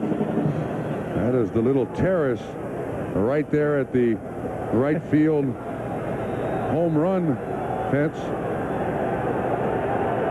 There, that's where he hit. That's grass underneath, not a big pile of snow. Here we go at a field goal attempt. Zendejas has been perfect from 39 and 42 yards. This is a 36-yarder. Brent Peace is the holder, and he and the snapper are just as important as the ball is on the way and good again. So the Houston Oilers now up their lead to 16-7, a 9-point margin with 2 minutes and 16 seconds left to play. Glanville said the Oilers really lost a head of steam when they learned that the Bengals had won the division yesterday, coming from behind. They sat and watched Cincinnati win yesterday, and it really drained them a great deal. But they have played remarkably well today in this first half. Most points by Houston Oilers since George Blanda a long time ago. Tony Zendejas really hit slow start this year. 19 for 31 coming into this game for the season, but he's 3 for 3 today. He's gotten hot in the recent weeks.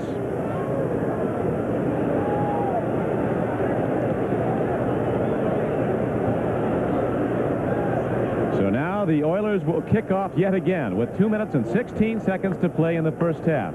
Their lead up to 16-7. Our producer today for NBC Sports is Larry Cirillo. Our director, Ted Nathanson.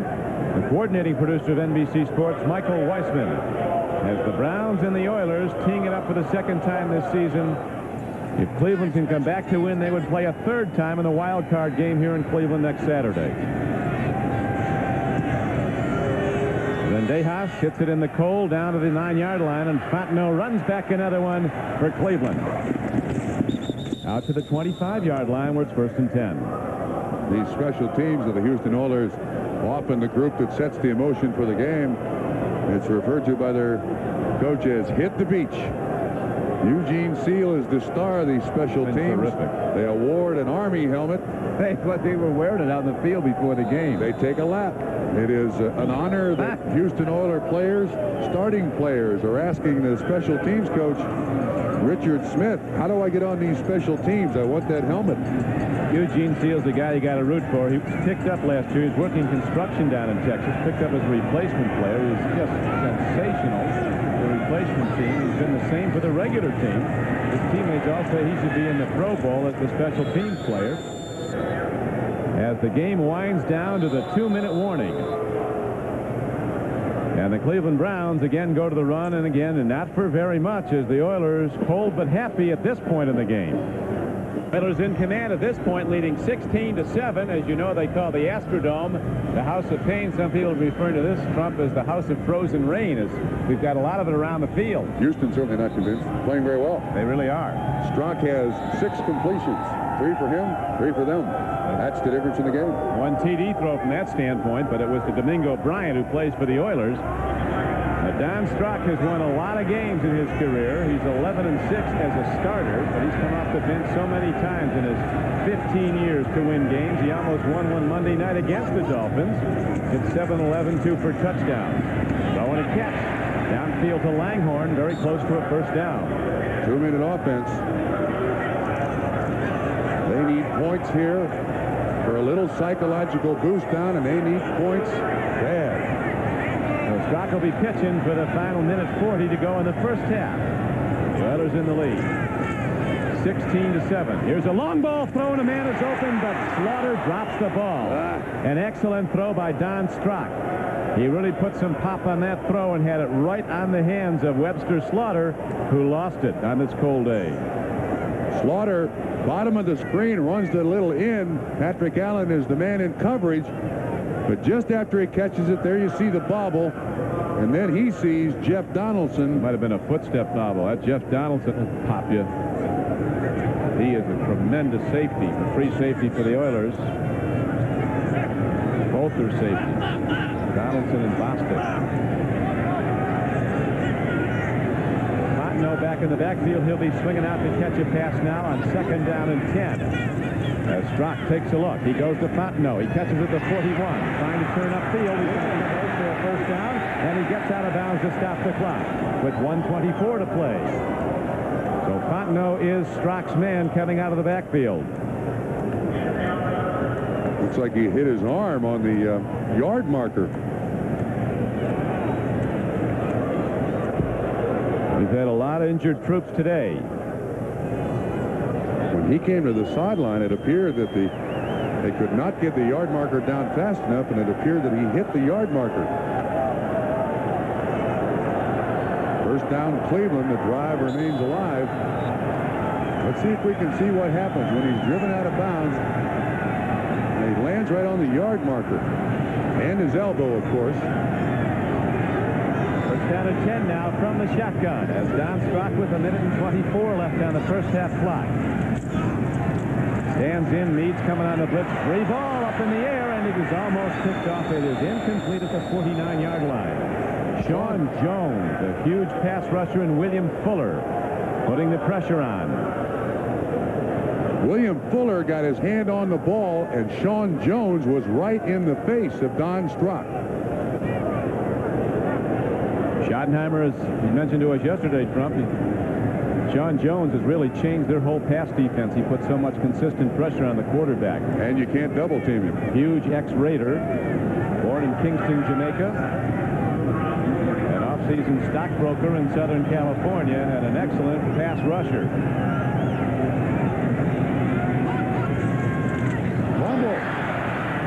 Brock got it back, but on 2nd down and 10, he lost 3, and that brings up 3rd and 13. Now, Don, it's interesting. Riccozzi, the center, did not snap the shotgun when he was at Miami. Halfway through this season, they put in the shotgun. He's not snapped it particularly well, but that time it looked like Strock took his eye off the ball.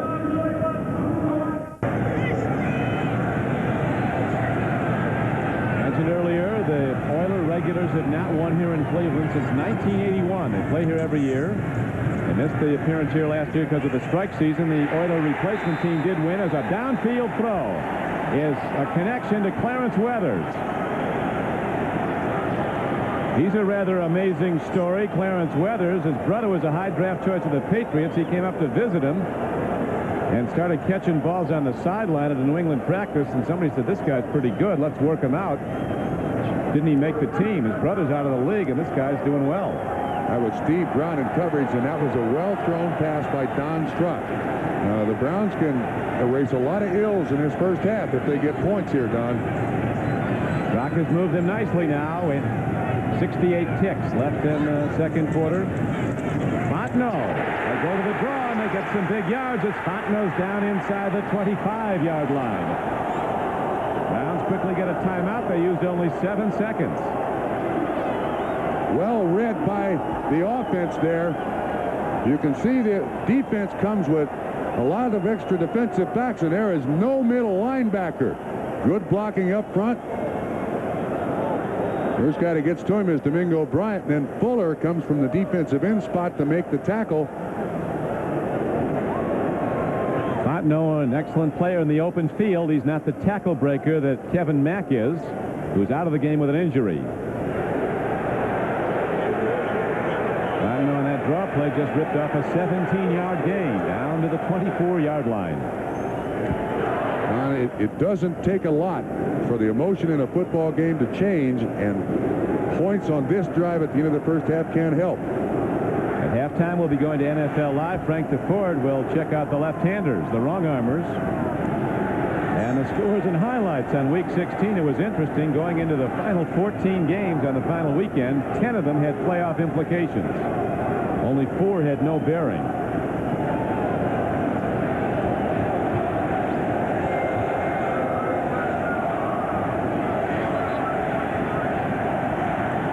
The injured cameraman earlier is from Erie, Pennsylvania. Mike Gallagher. He was taken to a local hospital where he's reported to be conscious and alert. So we'll hope that Mike's all right. Hardest hit of this day. Well, we thought it was on Warren Moon. It might have been on a cameraman. 61 seconds left in the first half. Cleveland trying to get in the end zone. Out pattern, too much on it. Langhorne couldn't get to the ball. Trying to throw it over Sean Jones. Jones at about 6'8". That's a hard ball to get over his head. Bills and Colts now in the third quarter. The Giants scored before halftime, down by 6 to the Jets. And the Eagles holding to a 3-point lead over the Cowboys at halftime at Texas Stadium. Giants and Eagles contending for the NFC Eastern title. Pittsburgh and Miami enjoying the cold apparently in Pittsburgh. Lots of points up there. 37 in the first half. The 10th play of the Cleveland drive with 57 seconds left to go in the half. Oilers lead 16-7. Out pattern, throwing a catch. Langhorne dives out of bounds. Reggie Langhorne run out of bounds by Steve Brown with 51 seconds to play, and the Browns get closer. Don, one thing Cleveland's done very well in this closing drive in the first half is get patterns open on the sideline, stop the clock, save that last time out as best you possibly can. But of course now Houston is going to realize that too. Weathers comes to the sideline, and it looks like he did something to his arm. He's over there shaking it a little bit. Gerald McNeil comes in the ball game, but you want to try to save that last time out. They got to get the first down. That's the #1 priority here. Don Strock came out of Virginia Tech as a 5th-round draft choice in Miami in 1973. There are still 2 quarterbacks in that 73 draft in the league. Joe Ferguson the other, as the Browns strike again with 43 seconds left. They're down close now. Clock running. And now we have the timeout signal with 35 seconds left. Houston takes a timeout. Houston takes a timeout. Big break, Cleveland. Injured Oiler out there, Trump. Bostic, the safety, shaken up.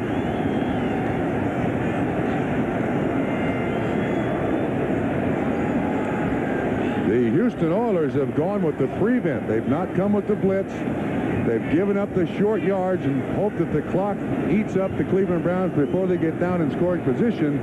But this by far the best performance of this Cleveland Brown offense in the first half.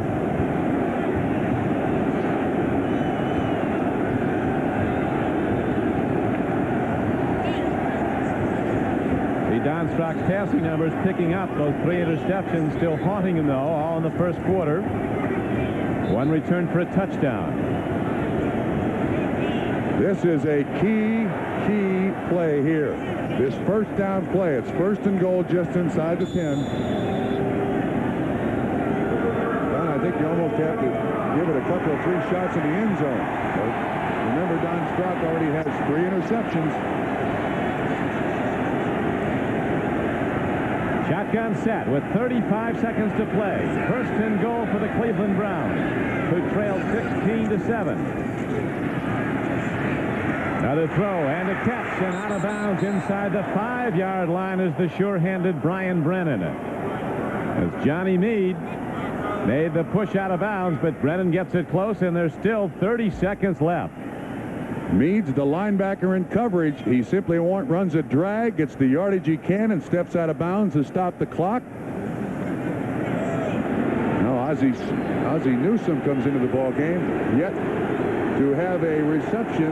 He has a streak of games going here with receptions, certainly in jeopardy.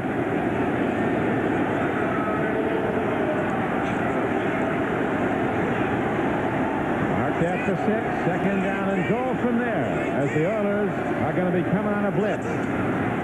Here it comes, full force. The Browns pick it up nicely, and Strock throws. It's incomplete in the end zone. And that brings up third down and goal for Cleveland with, as you see, 24 seconds to play in the first half. Now, Donnie, here I think is the problem where Don Strock really has, not knowing this offense that well. He's been here 12 weeks. And when you have only been with an offense for 12 weeks, you get locked on to the primary side of the field. You're not really sure what the other side of the field is doing. Strock was in Miami for 14 years, and in some instances, he must translate Cleveland plays into Miami plays in order to put his mind right as to where the priorities lie.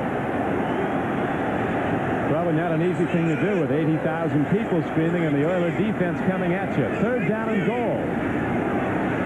Just change the play. Timing pattern. Intercepted. It was knocked away. Bostic is on the run. And the Oilers take it back. And they have it at the 45-yard line of Houston. And now a penalty marker comes in, but the ball was knocked free from Straka. He doesn't know what happened. He's saying his arm was going forward. Well, we'll be looking at this. But Bostic came up with it. Houston came with the blitz. Ball, the way it looked from here. He was in a hurry here because the 30-second clock was just about to expire. There you see Bostic in the back. He lost it. Fell out of his hand. That's an incomplete. That's going to be a fumble recovery. No question about it. That is a fumble recovery. If we can go back to the point where the ball slips out of his hand. Replay is reviewing the play. It looked, Trump, like he was not hit, that it just slipped out of his hand. And the question is, was the arm going forward? I think he lost it before it went forward. Arm going forward. No way. That's a fumble. He just... When he was taking it up. When he was getting it up there, getting ready to throw. Bostic actually gets it here in the one bounce, I think. I think he slapped it on the ground. Second pump. You know, I'm not so sure that he didn't hit Ernest Biner's shoulder pad. I do believe the replay is going to have the fumble stand. The play stands as ruled. It was a fumble by the quarterback. Return by Houston. Houston then fumbled. We brought the ball back to the out of the fumble by the 2-minute fumble rule. First down, Houston. So this nightmare by the lake continues for Don Strock. Intercepted 3 times, and then with his team in almost point-blank range to at least get a field goal. They had a 3rd down and goal coming up from the 6. He loses the handle and the ball, and the Oilers get yet a 4th turnover from Strock. And I'll tell you what, Marty Schottenheimer's got a real sales job to do in his football team at halftime. The one turnover by the Oilers produced 7 points for the Cleveland Browns, the only points of the day. He's got to really get out his Gipper speech today. Amazing turn of events as this opportunistic Oiler defense pounces again. Warren Moon's going to go for some before it's over. Alan Pinkett runs it across the 40. And Pinkett is all the way out to almost midfield. He got a first down with 2 seconds left, and that'll do it. Now the Oilers call a timeout. Moon might let her rip deep. Why not? Now Jerry's saying, no, just run the piggy tail. Snap the ball and get it down, and let's go in at halftime. Take our winnings to the locker room. A 16-7 lead, which was almost a 16-14 lead. NFL Live coming up at halftime. 2 seconds to go. Oilers jumped first. They scored on a 39-yard field goal by Zendejas. Followed that with a Domingo Bryant interception of Don Strock returned for a touchdown. It was 10-0 in the first quarter. Houston. Browns came back when William Dean Perry scored Cleveland's only touchdown. The defense scoring the 2 touchdowns in this game so far. Picked up a fumble after a hard hit by Grayson on Warren Moon. And Marty Schottenheimer thought turnovers would turn the game, but they thought they'd be his team's way on the home field. Not so.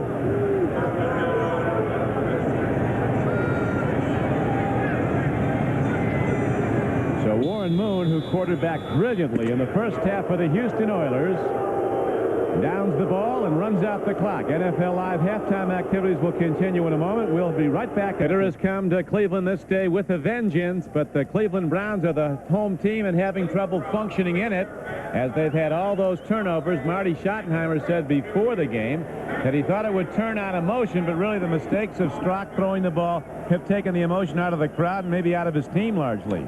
Don, you're right. I think the Cleveland Browns were very, very impressed with the performance of Don Strock last Monday night down in Miami. And I think they felt that coming into today that he had some magic to him. But the Houston Oilers in the first half did a great job of disguising coverages.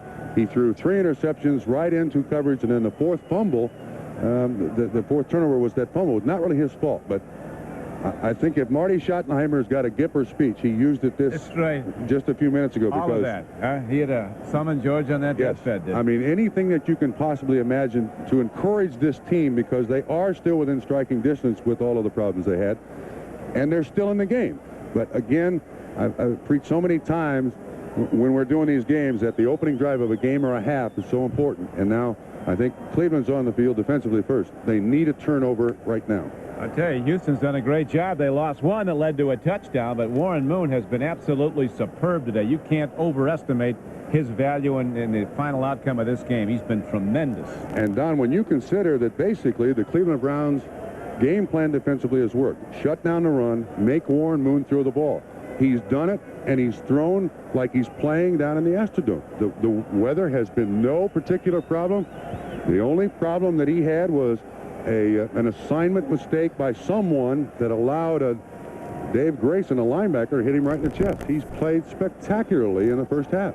Well, as we were mentioning earlier, he's been in days a lot worse than this in Edmonton. He's a Los Angelino from Hamilton High School in Los Angeles. Don Strock, who spent 14 years in Miami, that's a fond and distant thought in his mind right now. Miami, Florida. Yeah, and Don, I got to tell you, this has nothing to do with the weather. It is simply misreads by Don Strock, in my estimation, that have produced these 3 interceptions that he's thrown in the first half. The Houston Oilers have done a great job of confusing exactly what he's looking at. Strock's thrown it right to open men. This kickoff is sponsored by Budweiser, the king of beers. And kicking off his bar, he drills it downfield. It's picked up by an upback. Alan Pinkett leads his way across the 20 and out to the 26-yard line. So as the winds blow and the snow falls at Cleveland, the Oilers send out their offense, which helped build a 16-7 first half lead. Now, the #1 priority for the Houston Oilers here is in the early stages of this second half, protect the football. And for the Cleveland Browns, think turnover. They've got to start taking some chances defensively to get the ball and get the ball in a hurry.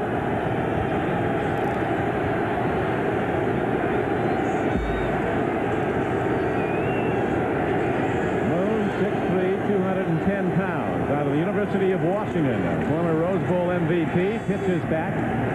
Running hard is Mike Rozier. Not a lot of footing or yards on that carry as on a first down. Rozier gets close to the 27-yard line. Dave Grayson was on the stop along with Michael Dean Perry. Watch Clay Matthews, the Pro Bowl linebacker. This is one of his greatest strengths, running down plays or being there to assist on the tackle from behind. You have to account for Clay Matthews in every offensive plan that you design. Matthews in his 11th year out of Southern California. #1 draft choice of the Cleveland Browns, and he gets better every year, it seems. Bigger than ever, 245 pounds, and as fast as he's ever been. Rozier gets running yards on a second down and long 8 play. He runs the ball close to the 30. That'll bring up third down and about 6. As maybe Trump, the Oilers are looking to take time off the clock if they can, with a 9-point lead and the weather worsening. And certainly protect the football. They don't want it thrown up, exposed for an early pickoff to put emotion back on the side of Cleveland. I mean, generally speaking, the stadium is quiet. Houston's got things going pretty much their way. Watch this direct snap now to that upback Highsmith. Right, they sometimes go to the blocker. This time they go right to Warren Moon. Throwing on third down, he makes the connection for a first down as the ball is out to the 41-yard line to Drew Hill.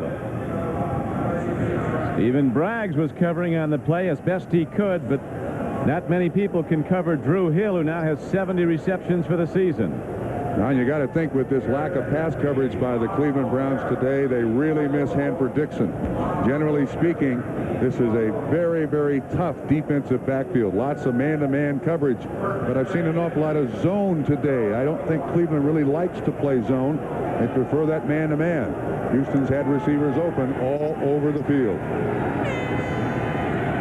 Frank Minifield said yesterday he thinks the defenders, particularly in bump and run like Cleveland plays, have the advantage because they can't stutter step the receivers without losing their footing. That has not been the case. First down, the give is to Alonzo Highsmith, who is a key player with Bernie Kosar of the Browns and that national championship team at Miami of Florida. We just featured Clay Matthews. How about little brother Bruce? Does a good job. That's called a double and rub. You help on the nose tackle, 79 Golick, bounce off, and get a little block on Junkin. Darrell Sims, Bob Golick, and Carl Hairston across the defensive front of Cleveland. Warren Moon sets his team now. Second down and 7.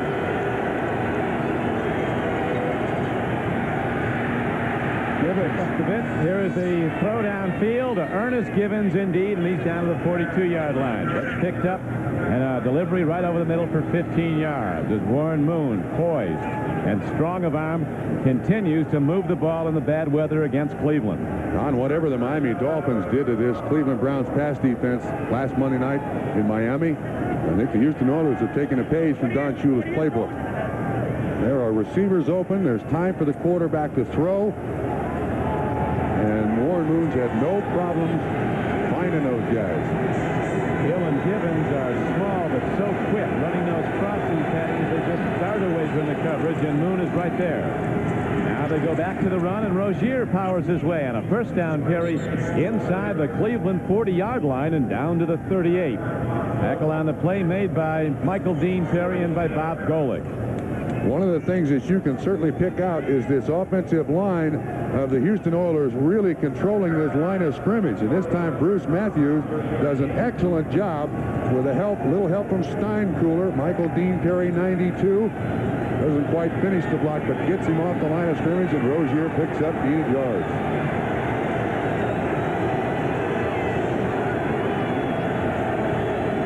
Second down, they need 7. Here's the give. It's Rozier again, running hard to the 35-yard line.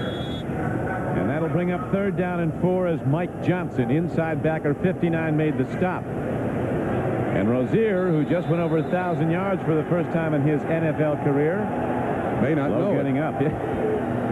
They're going to have to tell him later.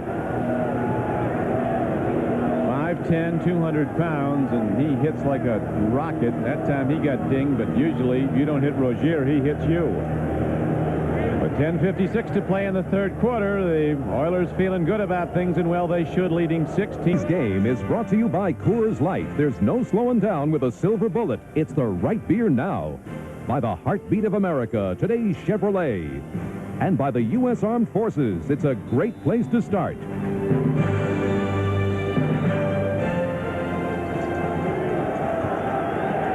Don Criqui with Bob Trumpy at Cleveland Stadium.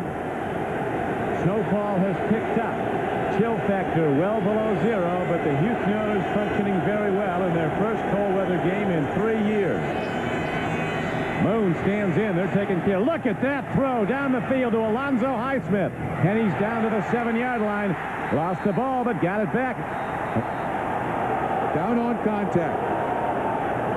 The official was motioning wildly. The ball was hit on the ground. Ruling is down by contact. The whistle blew. First down. What a beautiful throw, and on the dead run, Highsmith takes it. Felix Wright makes the hit. The ground cannot cause a fumble. And when he hits, the ball pops loose. Now, Warren Moon, look here. Highsmith is about the 3rd receiver in the progression. You see, flat-footed, he throws it there late. Mike Johnson, 59 in coverage. This has been one of their best performances of the season. 2 weeks in a row now. Last week against Cincinnati, today against Cleveland. 28-yard gain. Throw off the hands of his intended receiver, Drew Hill, on a slant goalpost pattern. The ball comes in low and incomplete. That'll bring up 3rd down. 2nd down from the 7-yard line. Moon's completed 12 passes on the day. And 7 have been to the wide receivers and 5 have been to the running backs. That last one to Highsmith, a beautiful job by Warren Moon. Waited, looked around. Now the 10th play of this drive, the opening drive of the 2nd half. I'm telling you, the Houston Oilers are playing the best football of any team in the AFC at this point, going into the playoffs. This is a sensational performance by Houston. QB has to be like a good point guard in basketball and disperse the ball to everybody. He's been doing that today. This time a pitchback to Alan Pinkett is shut down. Mike Junkin, number 54, came in to make the pop. This Houston offense has taken the emotion out of the defense. Oh. The Giants are a wild card team in the National Conference, even if they lose, but they would not win the division if Philadelphia continues and beats Dallas today.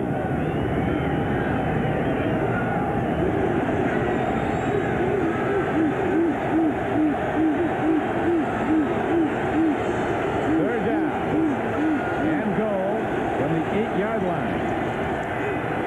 Timing pattern into the end zone, and Haywood Jeffries comes down with the ball. There's a marker down in the end zone, away from where the ball was caught. Could be an interference call. Jeffries goes up for a timed throw by Warren Moon and comes down with the ball, but now we have to see what the penalty is. Looks like it's going to go for 6 for Houston. They're certainly conferring. Now, it's interesting, as Haywood Jeffries, you get Drew Hill and Ernest Givens. Here's the call. The yellow flag that was down on the field came from the stands. 6 points. You're joking. Jeffries' first NFL touchdown, and Givens and Hill are about 5'9". You bring in Jeffries, he's about 6'2", 6'2.5", and he goes over Will Hill on a pass that's intentionally underthrown to make the catch. I'll tell you though, Trump, I'd rather get hit by a yellow flag in the stands than a snowball. And those are coming down now as Zendejas tries the point after. He's had a big game, Tony Zendejas, and so have the Oilers, as they have now taken command of this game 23-7. Haywood Jeffries in the end zone with his first touchdown in the NFL, and that puts the game perhaps out of reach in this weather for the Cleveland Browns. 23-7 is the count in favor of the Oilers. And the way things are developing today, the Buffalo Bills have now extended their lead over the Colts to 14-3 in the fourth quarter. The Patriots would go to Houston. So there's some whooping and hollering in Boston right now with good reason. Raymond Berry said yesterday after they lost, I'd take our situation over being out of it. We still have a chance. It also means that Buffalo is home throughout the playoffs. They have the home field advantage. Gerald McNeil and Glenn Young. I'll tell you, the one team that could beat Buffalo up there is New England. I like Houston up there, too. Well, after this performance, Glenn Young comes down the field with the ball and gets out to the 37-yard line. Another pushing and shoving match. Very much goes in this AFC Central. Jerry's kids mixing it up here. The AFC playoff picture. The way this one has gone, it's almost not settled after the season's over. Buffalo and Cincinnati definitely in. Houston wins because of the loss yesterday by New England. Houston is in. Winner of the West will go to Cincinnati to play the Bengals. Cleveland will host either New England or Indianapolis. As it stands now, New England. The Western winner is a long shot at Cincinnati. My humble opinion. I think most people would agree with you.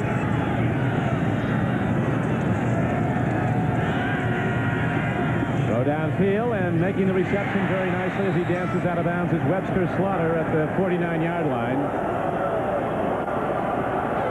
14-yard gain on the play. Don Strock trying to rally his team. He had them close at the end of the first half, lost the handle when they dropped, bringing his arm back and hit the shoulder pad of a teammate. Ball pounced off the ground. Up with it was Bostic, and the threat was stopped. So later in what is the doubleheader game in much of the country, the Seahawks and the Raiders at Los Angeles. Conceivably, the winner of that division could be an 8-8 team, but the AFC West has nothing to apologize for. 3 years ago, somebody was 11-5 in that division, didn't even make the playoffs. Denver. Tipped. Almost picked out by John Grimsley. Webster Slaughter had the play on the ball and lost it. And that brings up second down. You know, Don Strock is a big quarterback and throws the ball over the top. He's had a couple of 3 balls tipped today, which have surprised me to no end. There you see Don Strock looking at his menu. Almost a Rolodex there on his arm. He needs to dial touchdown right now. Play coming up as second down and 10 from the 48-yard line of the Oilers. Oilers 3-4 on the road this season. 6-18 on the road and over their last 24 road games. As Strock is well behind his intended receiver, Webster Slaughter. Patrick Allen covering on the play, and Don Strock. Here's the displeasure cascade down as they boo him here at Cleveland Stadium. You know, one of the things Don Strock said about this offense, as you watch this incompletion, man-to-man coverage, Allen on Slaughter, and then it's basically thrown behind Allen. But the Miami offense is very, very short. You call a play like 86X out. Here in Cleveland, it's a very complicated call because he also calls blocking schemes, and he knows that one went wild. Big down here, third down and 10. Long ball, man is open. He makes the play. Clarence Weathers, first down, Cleveland. Clarence Weathers, that quick little receiver, running the out pattern, right on time with the ball, adjusting to it in flight for a 23-yard gain. Domingo Bryant was the closest man in coverage, and Weathers has made some big catches today. Now keep it going. Hang on to the football somehow. Don't turn it over. That's zone coverage by Houston, which I think you're going to see a great deal of for the rest of the game. So there's going to be some holes there for Don Strock to find if he can throw it accurately. Oilers closing in on home field in the wild card. They are 7-1 at the Dome this year at the Astrodome as Ernest Biner runs for the Browns on first down, and Johnny Meads knocks him down. The Giants conceivably could be out of the playoffs today. If the Rams beat the 49ers tonight and the Eagles win, the Giants are out.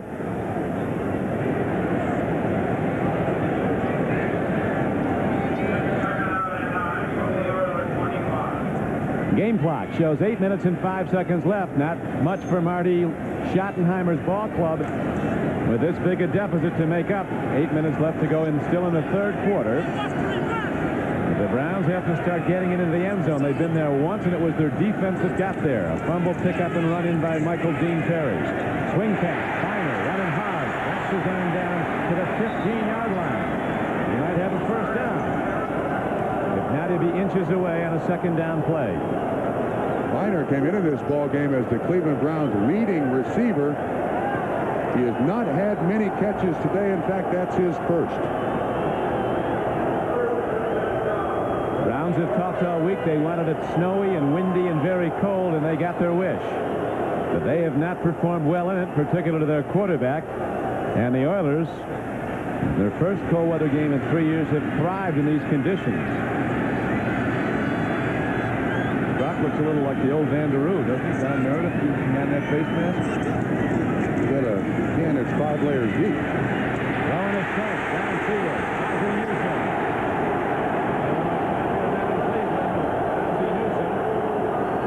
Who has a rocking chair in front of his locker now. In his 11th year from Alabama. First catch of the day. It extends the streak. He's made a lot of huge ones. Future Hall of Famer Ozzie Newsome of the Browns. Well, the fans finally have something to cheer about now. They got to get this ball in the end zone for 7 points. And then you start onside kicks and blocking punts. Well, we're still third quarter, though. Sure. But they haven't stopped Houston yet in the second half. Ernest Biner's in. It's first and goal from the 3-yard line. Tim Minogue in there, too, Don.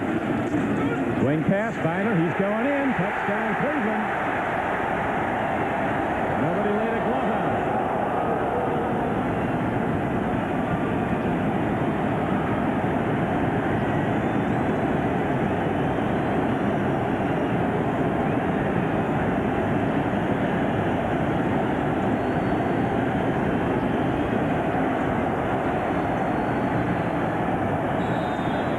Been a long time between cheers here in the Dog Pound.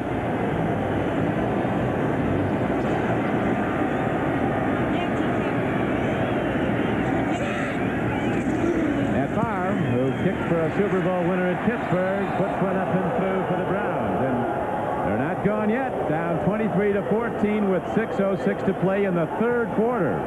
Houston comes with the blitz. Biner on the outside has nobody covering him.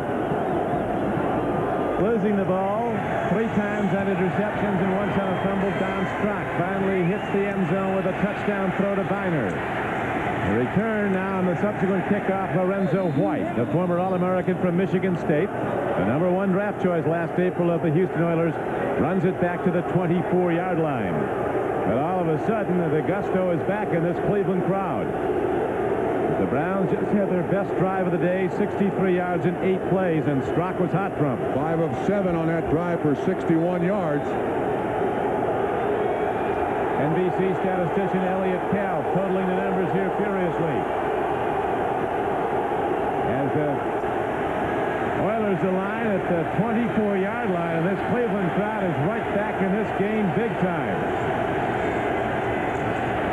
Rozier hit by Golick and driven back. Bob Golick, a 3-time Pro Bowl middle guard. Alonzo Highsmith. And Mike Junkin a little fighting and arguing, and now the Dogs trying to take over.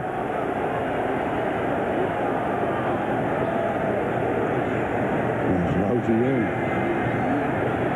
Started out as a linebacker. He said his de-evolution took him to nose tackle. By the way, in case you're wondering, Mr. Golick put up the annual Christmas display in his locker this year, including trains and fake garlands and lights to the entertainment of all the Cleveland Browns. Become a Cleveland tradition here. It has. 5:25 to go, third quarter. Oilers with the ball, second down and 10. They lead by 9. Throw and a catch to Givens, and he's away from the defender. And look at Ernest Givens go as he's all the way out to the 49-yard line of Cleveland. What a player. 25-yard gain, and the Oilers strike when they needed it badly. Golick on Pennison, the nose tackle there, tries to put pressure. His feet slide underneath him. And Minifield misses the tackle. The pass defense of the Cleveland Browns. Felix Wright finally got him. Has not worked today. These fast, little, quick wide receivers of the Houston Oilers out quick the defensive backs of the Cleveland Browns. Time and time again, they've gotten Houston out of trouble. Givens with 58 catches this season. Moon throws another strike. Once again, Ernest Givens is unstoppable in the secondary of the Cleveland Browns. A second-round draft choice from Louisville. He's 5'9", 175. Extraordinary athletic ability. Oilers talk about how he can dunk a basketball. Told me one day he can do anything Spud Webb can do. He was a top baseball prospect till he hooked up against Dwight Gooden of the Mets in a high school championship game in his native Florida.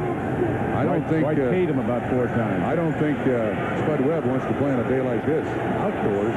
Givens now has 100 yards receiving.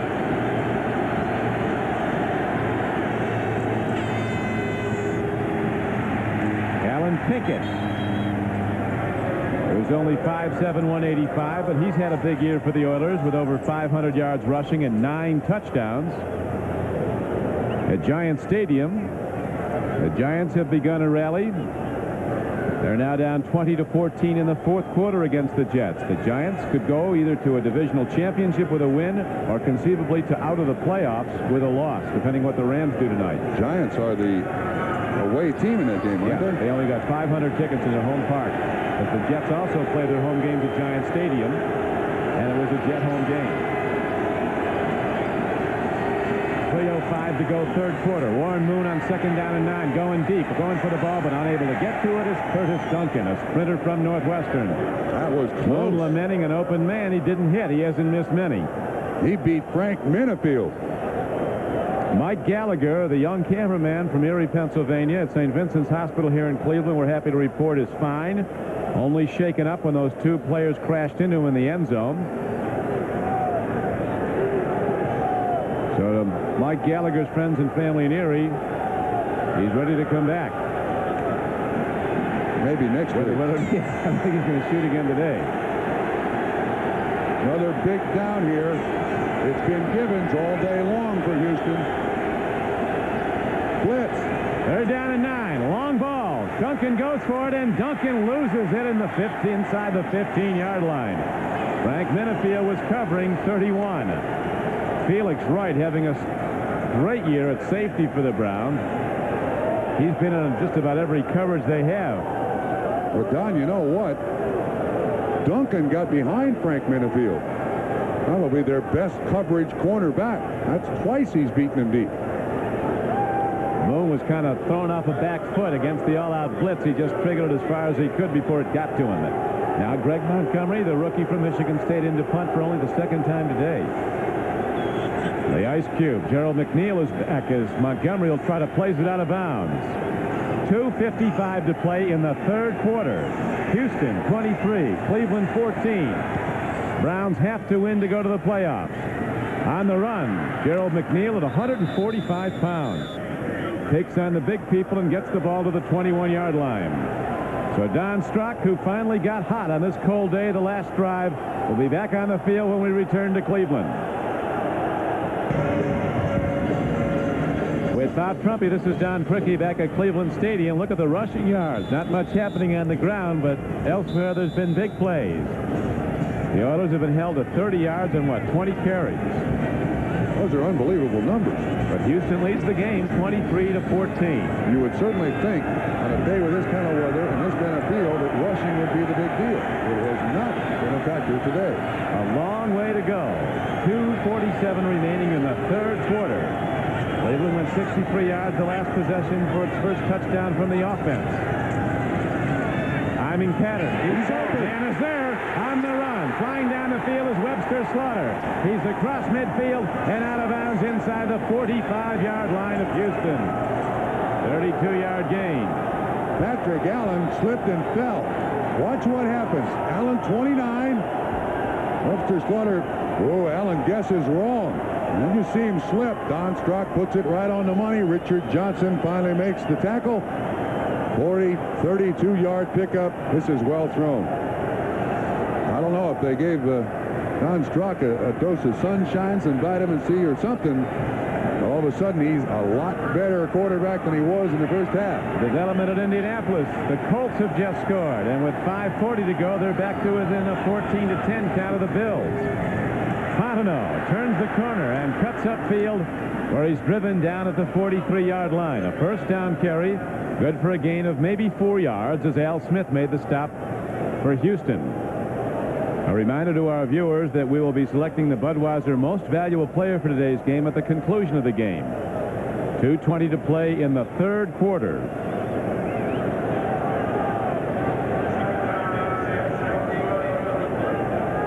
For the Browns to get in, they must beat the Oilers. Then they would host Houston next Saturday in the AFC wildcard game. For the Colts to get in, the Browns have to lose and the Colts have to win. For the Patriots to get in, Cleveland has to lose and the Colts have to lose. Houston is in as a wild card. Second down carry, good for a gain of close to 7 yards, as Herman Fontenot runs the ball. This is a gritty second-half performance by the Cleveland Browns, Don, especially when you consider the Houston Oilers come out the opening drive and score. Cleveland scores their next time, and they're driving again.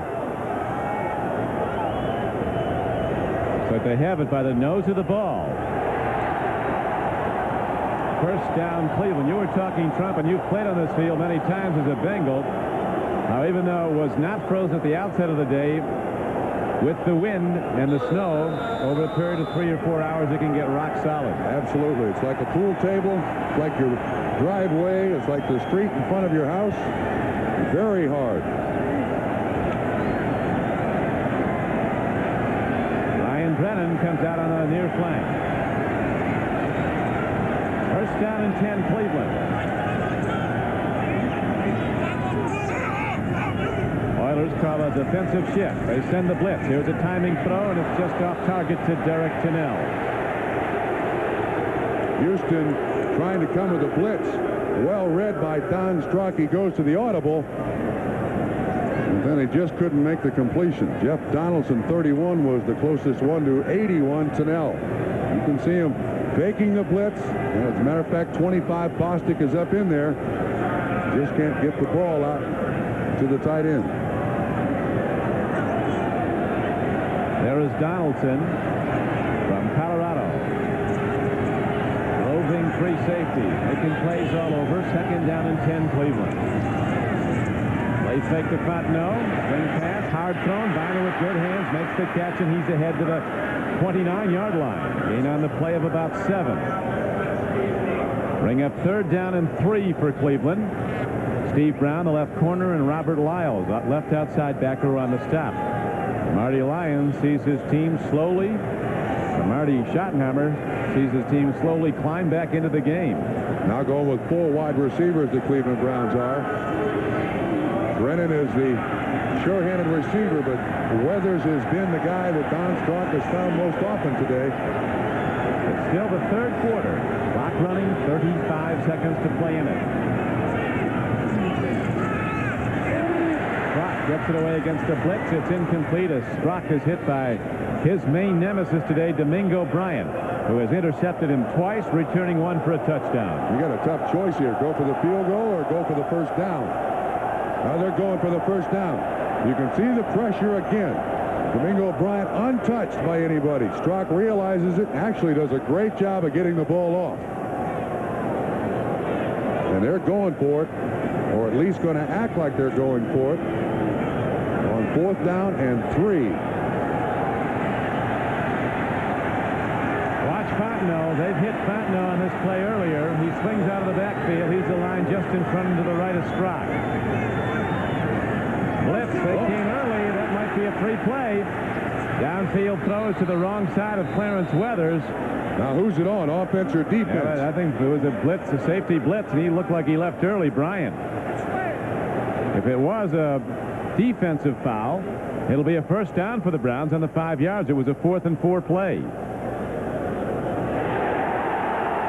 That's the call. Wait a minute. Okay, I was going to say the Cleveland Browns people were players were indicating against Houston, but it does go against the Oilers. You do need a striped shirt to say it also. Yes, you do. That's when it counts. Offside, defense, 5 yards, first down. An unnamed defensive player.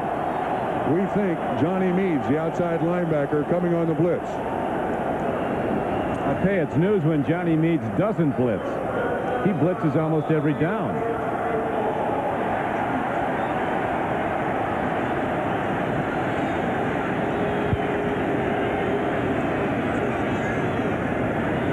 So Cleveland keeps the drive alive. First down and 10. They're trailing 23-14 in the closing seconds of the third quarter.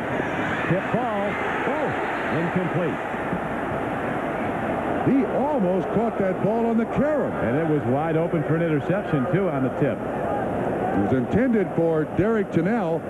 Reggie Langhorne almost comes. 81 is Tennell. Bostic 25 right there. 24 is Steve Brown, and he almost did a good job, makes the Brown, catch. keeping Langhorne away from it. Yeah. That was very, very close to a catch and/or an interception. Webster Slaughter running the post. Don Strock is tied to the out. 16 seconds to go, third quarter. The Browns down by 9, trying to rally here. Pitch back on the run, Fontenot, and he is down inside the 20-yard line, down close to the 17. Robert Lyles ran him out of bounds. No quitting these Clevelanders. They seem to be gone. Personality of the Houston Oilers backing off a little bit here. Allowed the Cleveland Browns to get back in the game.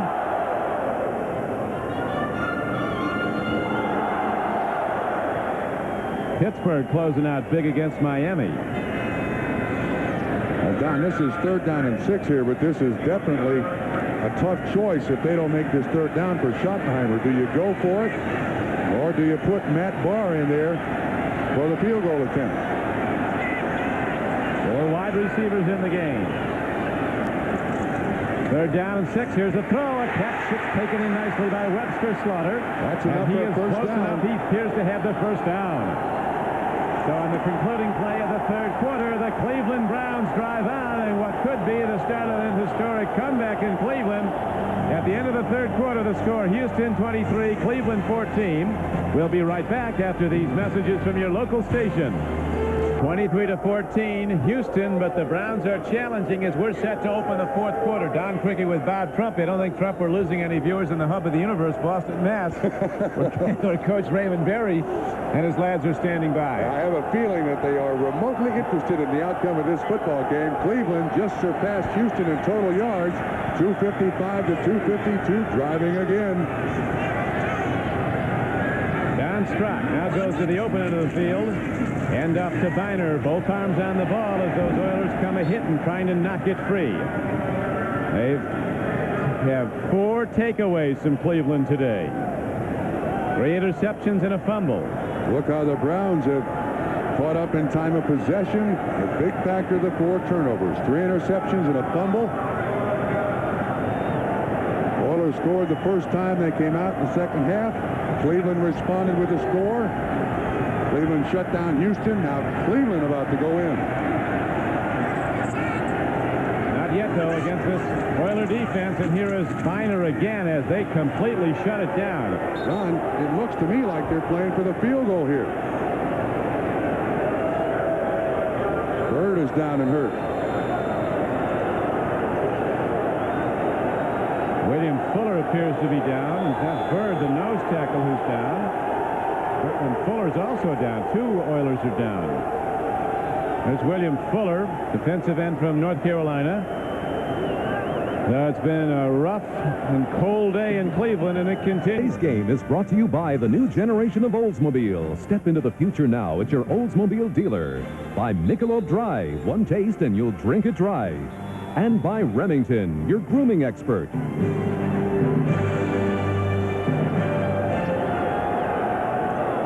Jerry Glanville looks on as his Oilers seem to have this game locked. They might have to go through this same exercise next week in Cleveland if they can't hold them up. Free ball in the air. It's caught by a Brown down to the 2-yard line. There is the tip balls, and the breaks were going against Cleveland in the first half. Now they're with the Browns as the snow falls in Cleveland. Herman Fontenot picked up the tip ball, and it's going to be first and goal, Cleveland. Biner is the intended receiver. Bounces off his hands, off the shoulder pads of a Houston Oiler, just the way they design it. First and goal, Cleveland, and it just got a lot colder on the Houston Oilers sideline. The change in emotion has been absolutely extraordinary here in Cleveland. The Browns seem to be gone, down 23-7. Now they'll be back within 2 if they take it in and kick the extra point. Here's Biner, and he's in. Touchdown, Cleveland.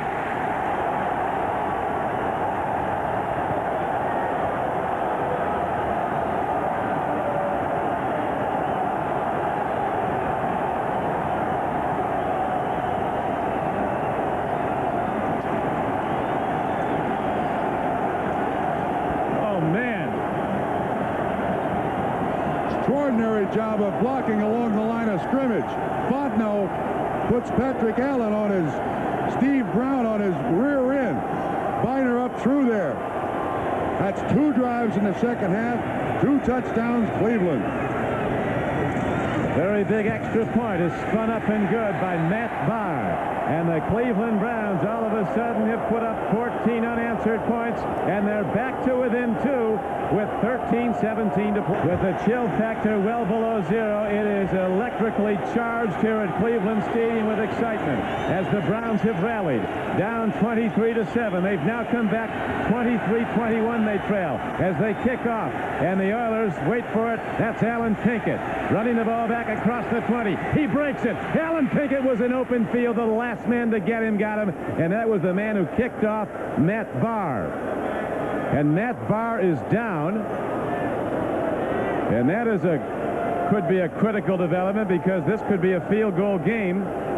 Barr saved a touchdown. It's his arm, not his leg, though. He comes into the game with cracked ribs. They think at least 1, maybe more. He's been hurt on several situations making tackles. We saw him against the Steelers get a serious knee injury, kept him out for a year. Looks like the way his foot slipped out, he may have pulled a muscle of some sort. He's had knee surgery, and they need a field goal, might need a field goal. And I don't think Max Reniger kicks field goals. Now, Warren Moon sets the offense for the Oilers and goes right up top, swings it out. That's Rozier running. And he breaks tackles and gets ahead for a Houston first down to the 49-yard line of Cleveland. Now let's go back to that touchdown of Cleveland. Beautifully executed. Fontenot, 28, is out there in front. Does a great job blocking. Tim Manoa, 42, gets a big block. And Biner powers into the end zone to put Cleveland back in this game down by 2. But now, let's work on Matt Barr. Get him healthy. The defense has got to stop Houston here. Get the ball back in the hands of the offense as soon as possible. Second and about a foot. Oilers go to the run, and Pinkett running hard, gets ahead, and he gets 5 yards and a first down for the Oilers. The Giants down 20-7 in a game that could have knocked them out of the playoffs now have rallied to take the lead in the fourth quarter over the Jets. And the Giants, with a win the NFC East. With a loss, as we mentioned, the Giants could conceivably, if the Rams won tonight at San Francisco, not be in the playoffs. The report is, Don, that Matt Barr hurt his ribs again. He'll be back because he has to be back. He's the only one. He may have the most important kick of this season. That is as painful as...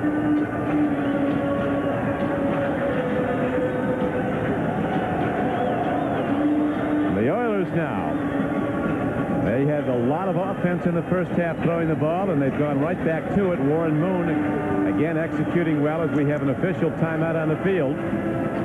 It appears the referee is coming over to talk to the replay official upstairs. Or question somebody about the clock. They're huddling there about the 47-yard line.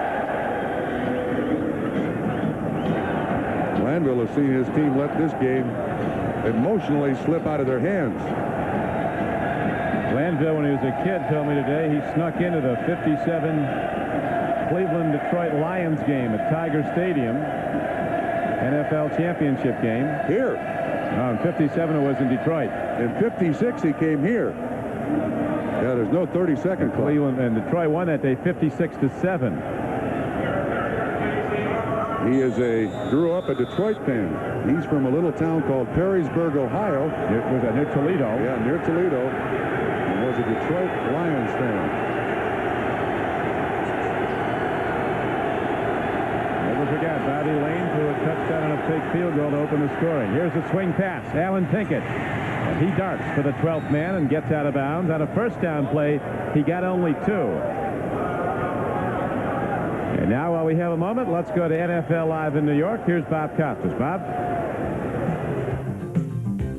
All right, hoping for a Cleveland loss, the Colts have rallied, trying to do their part on this 7-yard scoring pass from Hogaboom to Bentley. Hogaboom playing in place of the injured Chris Chandler. Following the extra point, they take the lead on the Bills, 17-14 in the 4th.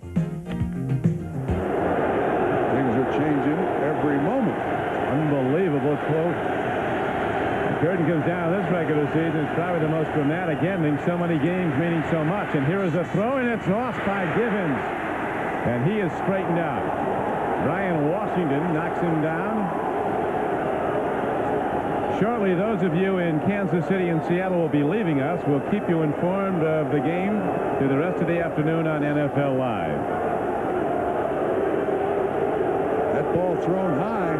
Givens really took a shot. You see Givens get it down, get it down. Warren Moon's numbers on a day like today, absolutely remarkable.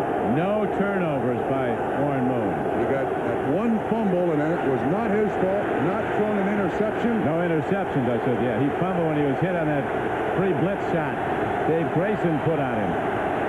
11:27 to play. 3rd down and 7. Here's a throw, and is it caught? It is. What a play by Givens. A sensational play by Ernest Givens, who caught it knee-high against 2 defenders, and he gets Houston a first down. There's a flag, though, against Houston. Might be a holding call against the Oilers. It's an illegal motion that brings the play back.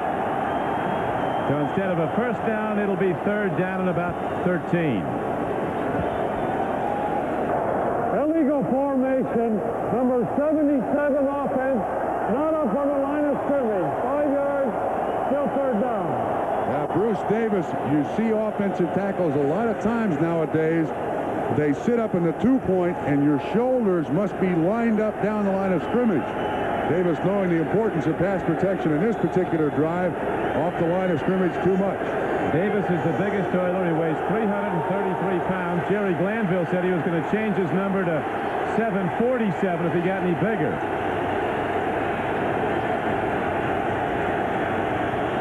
Third down and 13. Down the middle it goes, and Drew Hill can't get to the ball. As Sam Clancy had the rush on Warren Moon, also rushing on the play was Carl Hairston. And now the Cleveland Browns will get it back on a Houston punt. Great coverage that time by Stephen Braggs. He was right in front of the intended receiver. There he is on the sideline. He did his job. Now I think Houston has to protect against a block punt attempt here by Cleveland.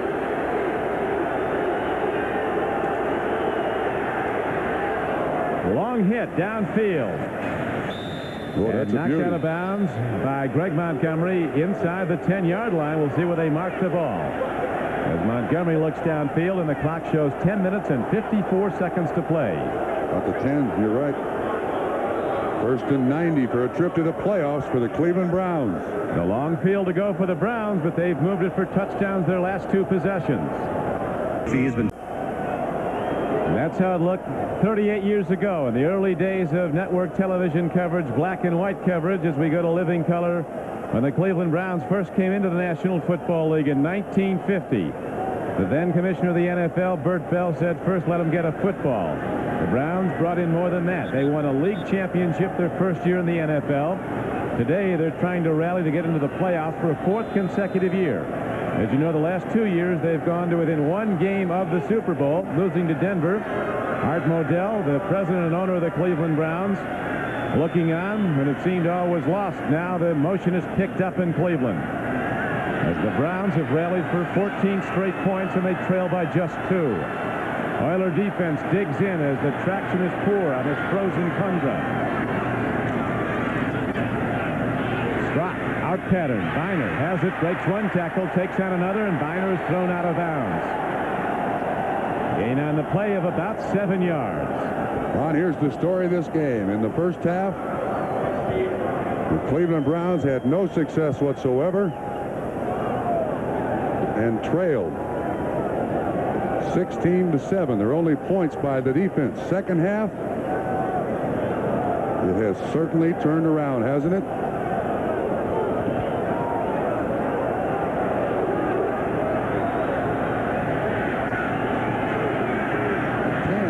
Seems to stand out there in the snow, doesn't it?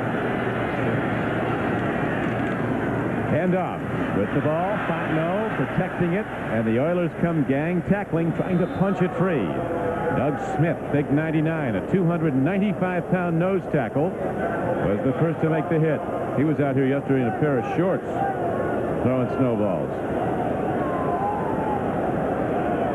Indianapolis rallies to take a 3-point lead on the Bills. It could all be for naught if Cleveland came back to win this game. Colts need the Cleveland Browns to lose to get in. So do the Patriots.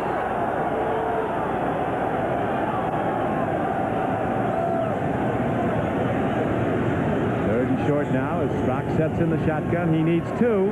He gets it. And a catch to Langhorn. Outside linebacker Robert Lyles. He very nearly would have gone the distance. Don, this performance by the Cleveland Browns in the second half has basically taken the Houston Oilers out of their defensive plan. They're not blitzing. You see them back in zone. They do not play zone well. Langhorn gets twisted around and he knows, oh, if I break that one, I'm gone. But they got Houston now sitting back on their heels, and the clock is in their favor. Maybe the most important guy on the field is Matt Barr. How are his ribs? A field goal wins. 23-21 Oilers, but the Browns with the ball. Biner. First down carry, not for very much as he hits into the right side of the Houston defense. Matt Barr hurting but ready to go back out when needed as Grimsley and Smith combined on the tackle for the Houston Oilers. Game clock down to 8:55 and running in the fourth quarter. Biner's limping. Been a tough year for the Cleveland Browns. They lost their starting quarterback Bernie Kosar for 6 weeks. He came back, hurt again Monday night. He's out of this game. They lost their best runner for 9 weeks, or parts of 9 weeks, Kevin Mack, an all-pro cornerback. Hanford Dixon has not played today. Now you got Tim Minow in there who has had this penchant for fumbling. He won't get it. He'll block. Oh, he's open. Ball downfield, going for it, and catching it is Slaughter, and he's down to the 39-yard line. But Langhorn gets it. 88, Langhorn comes down with the ball. A 26-yard gain. Patrick Allen, the man in coverage. 29. Ball underthrown slightly. Allen not looking at it. Langhorn does. There have been some big plays by the Cleveland Browns in this half. See the little hand on the back? No call. He catches the ball. Stays inbounds. First down. Now Matt Barr's got to get up and start warming up here. Well, there's a lot of time left. 8:33 to play. The Browns turned it over 4 times in the first half, not at all in the second half. Pitch back, Langhorn blocking and running with the ball is Fontenot. And he's ahead for a good gain. He apparently is going to be inside the 35-yard line. Don, look at the Houston Oilers. Suddenly, Meads is down on the ground, suddenly moving a lot slower. The defense is.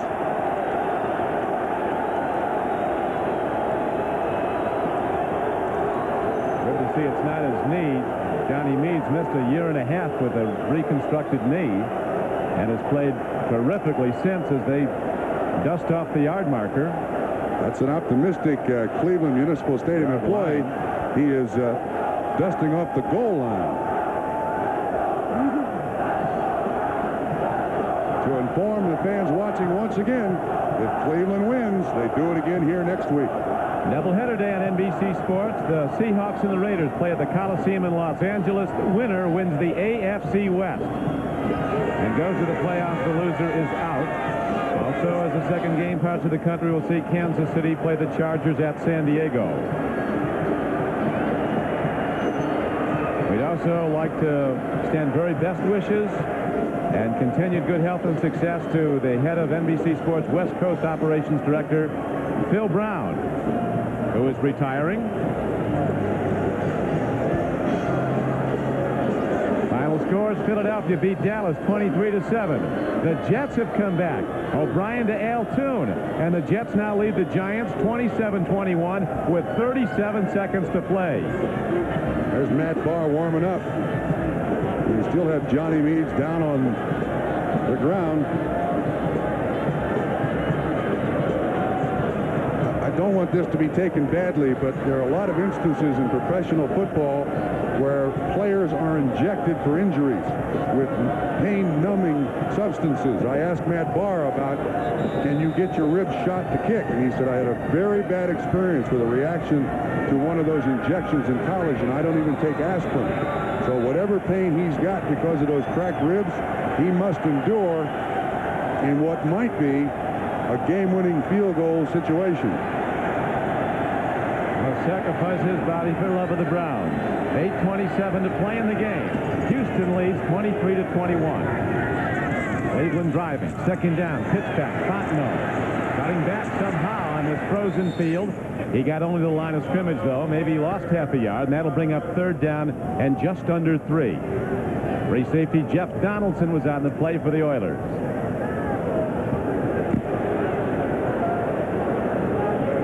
The clock runs down inside of 8 minutes as Coach Glanville looks on impassively, at least on the outside.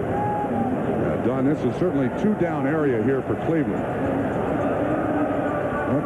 10, 20, they're at about the 32. This is definitely two-down area. Browns 8 of 14 on third down. 3rd and 2. He's going to throw. Manoa swings it out. A live ball very nearly picked up. Now here is a huge play. A huge play. John Grimsley tipped it. They've got to go for it. On 4th down and 2, it's too long a field goal try. It'd be like 49 yards from the spot where the ball is put down. Well, last time they were in this situation, they drew Houston offside. 4th down and 2 for the Cleveland Browns at the 32-yard line of Houston. Reiner's back in the ball game. Might be the biggest play of the Browns season to date right now. 4th and 2 from the shotgun. Browns trailing by 2. A throw and a catch and a first down. Langhorne makes the play. Hard thrown ball, and he was popped by Donaldson and Brown. But Langhorne, slow to get up, held on to make the play. And it's first down Cleveland at the 24-yard line of Houston. He paid the price. Little slant inside Steve Brown in coverage. Langhorne does a good job of handling the bump, and then Jeff Donaldson hammers him to the ground. He hangs onto the football. What a day for Reggie Langhorne. 6 for 68, and that was the biggest of all. Now the Browns are well within Matt Farr's range. First down and 10 Cleveland. Brennan in motion. Second back, Fontenot weaves his way and gets down inside the 25 to the 22. And now, while we have a moment, back to NFL Live. Bob? Don, here it is at the Hoosier Dome, 4th and 15, and Jeff Herrod of the Colts will sack Jim Kelly. That finishes it. The Colts win 17-14, and they're in the playoffs to play at Houston if the Browns lose this game. Meanwhile, Buffalo has blown home field advantage to Cincinnati. Big things happening. Thank you, Bob. We have 6:34 to play here in Cleveland. Don Trickey with Bob Trumpy, as now the Cleveland Browns have second down and a long 7. Throw, open, touchdown Cleveland! Webster Slaughter So Strock, who was almost run out of town in the first half, now becomes the toast of Cleveland, Ohio, with a line drive strike for a touchdown.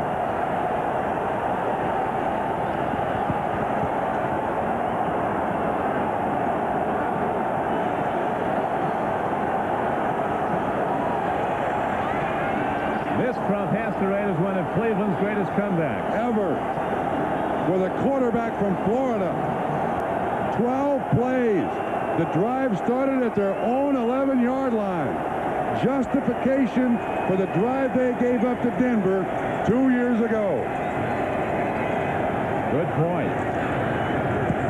Extra point's a knuckleball, but it's right where it had to be, between the posts. The Oilers still have a lot of time, and he'll get it back. 6:23 to play in the game, but the Oilers have to score a touchdown now as they're behind 28-23. 3 drives in the second half and 3 scores by the Cleveland Browns. Webster Slaughter runs the slant. There is very little pressure on Don Strock from behind the offense. Watch Jeff Donaldson reading his eyes. Strock looks him off, and Slaughter makes the catch. When you have a veteran quarterback like Don Strock, looking off that free safety is key. Schottenheimer knows the play. Glanville, no. And a lot of people have questioned the offensive coordinator, Marty Schottenheimer of the Browns, in the second half. No questions about his job today. Don Strock has now gone over 300 yards passing. 23 of 39 for 303 yards, 2 touchdowns, and those 3 first-quarter interceptions. He's passed for 191 yards, 2 touchdowns, and no interceptions in the second half. 11-play drive, 81 yards. 3 possessions in the second half, 21 points. Just like that. Now this has got to be painful for Matt Barr.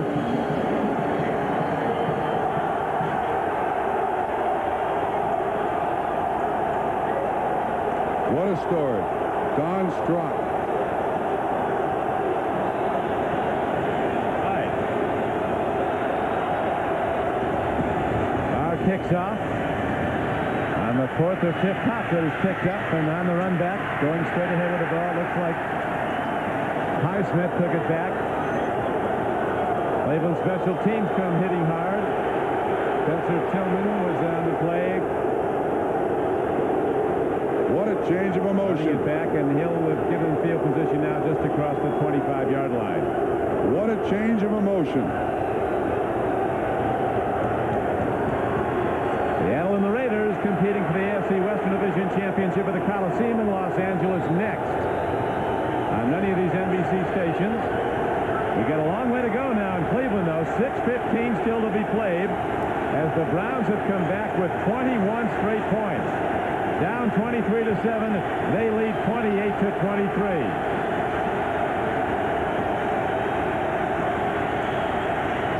Warren Moon swings it out. He's got Drew Hill, who's ahead for very close to first down yardage. A 1st and 10 play is good for about 9 or 10 yards.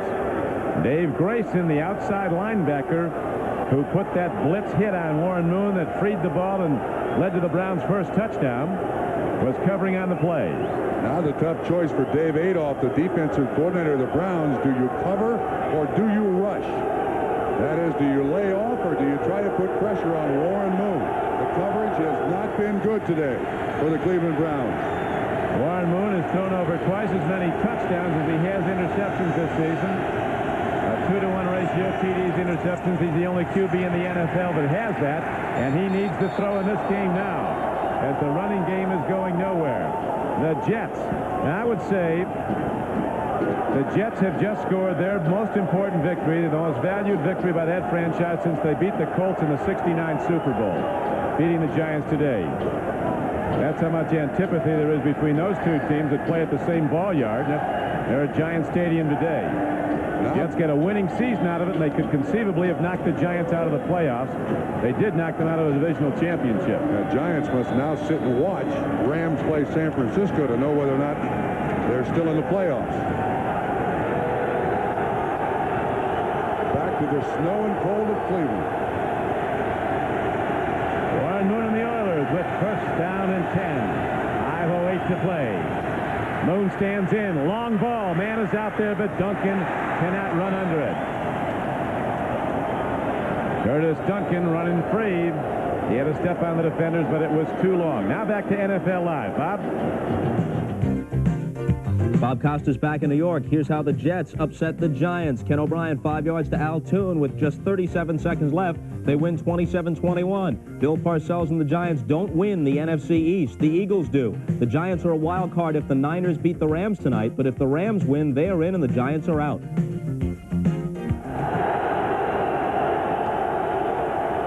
you, Bob. 5:03 to go here in Cleveland. The Oilers, who led by 16, are now down by 5. Here's a throw, and is it a catch? It is not at the 49-yard line. Will Hill made a diving play on the ball. Glanville and the Oilers are up against it now, but they are in the playoffs, Houston, before this game began, but they would have to come back here to Cleveland for the same scenario all over again. Matter of fact, he told the players, if you lose, you're going to spend the week here.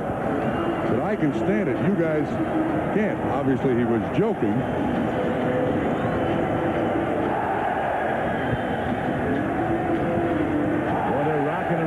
Cleveland under the lights now. This crowd was out of the game as it seemed the Browns were out of this game.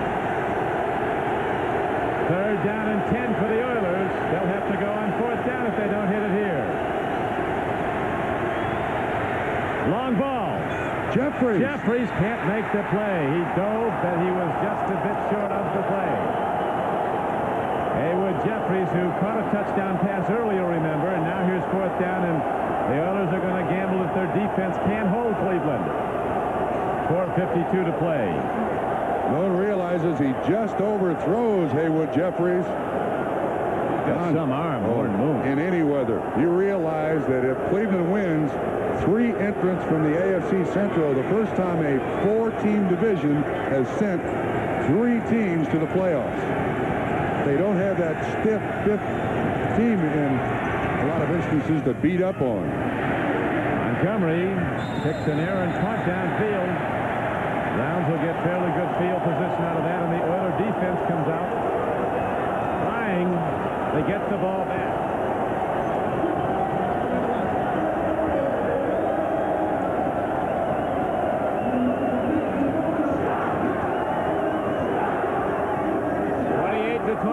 The Cleveland Browns lead it. If they can mount a drive here, they could put this game away and have home field in the wild card. And I think from what we said before probably holds true. This has to be one of their greatest comebacks in a storied franchise's history. Yes. Don, especially with the manner in which the Cleveland Browns have played in 1988. With all the injuries they've had, with the problems that Marty Schottenheimer has had, with the supposed rift between the offensive line and Bernie Kosar. If they win today, it cures a lot of ills in 1988.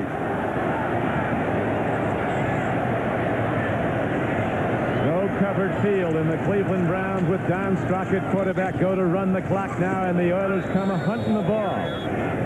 Childress, the Pro Bowl defensive end, puts a hard hit on it. Bird, who was not supposed to return to the game, is right back in there, and he was in on the tackle also. Houston takes a timeout. I don't know if Coach Glanville's frozen now or what. It's not hard to do in this day. No, the man in black is ready. fine. He's all right. This telecast is presented by authority of the National Football League and is intended for the private use of our audience. Any rebroadcast or other use of this telecast without the express written consent of the Cleveland Browns and the National Football League is prohibited. This game is the property of the National Football League, of the Houston Oilers and the Cleveland Browns. All rights are reserved. I think the Houston Oilers' chances to get this ball back and win is going to rest on an attempted punt block. I think Marty Schottenheimer is telling Don Strock, we take no chances here. Of course, Biner last year fumbled the ball in the AFC Championship game against Denver out at Mile High Stadium, and he's basically the back that's going to get it. But protect that football. Don't turn it over and try to get the punt off. Second down and 11 for Don Strock and the Cleveland Browns, who lead 28-23. Throwing a catch. Steiner stays in bounds. Didn't get much, though, and third down comes up. 4:30 to play. Bernie's in it again the game. He's got his rally cap on. He doesn't need those sunglasses today hanging around his neck. Lights have been on since before the game. You can tell the little limp in his gait just by looking at his shoulders. He's wearing a big Lenox Hill knee brace to protect it. And knowing Bernie Kosar, this is a game he'd love to be in.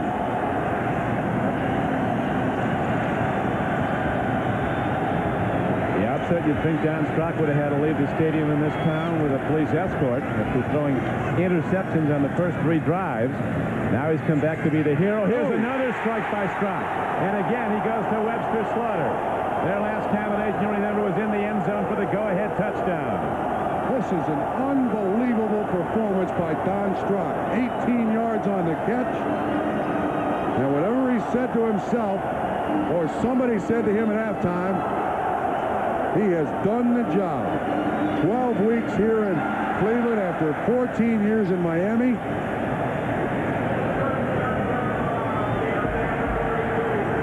.38-year-old Don Strock, shades of George Blanda, coming back on this day for the injured Bernie Kosar, and rallying his team in a game they have to win. The whole season for Cleveland came down to 1 game, and that's this one. They have to win it to get in, and now we're going to go back to Bob Costas at NFL Live with another update. Bob? Don, after your game is finished in Cleveland, most of your viewers will see the Seahawks and Raiders battle for the title in the AFC West. It's tied now at 7 after David Craig threw this 35-yarder, the future Hall of Famer Steve Largent, even up at 7 late in the first quarter at the Coliseum in L.A. Take a deep breath, go back to work.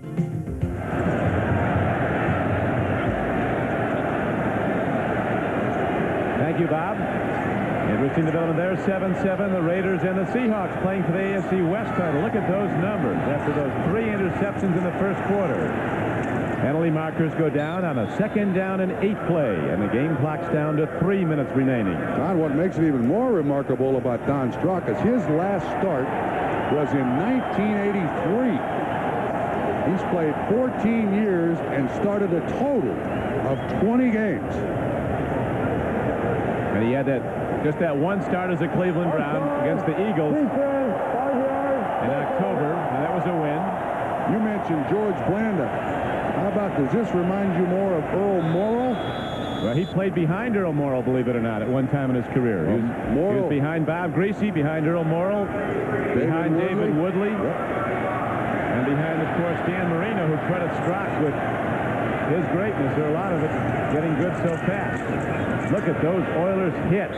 Bostic comes up and sticks, and so does Grimsley, 59, and the Oilers now call for a timeout with 2:38 to play. 3rd down and 3 comes up.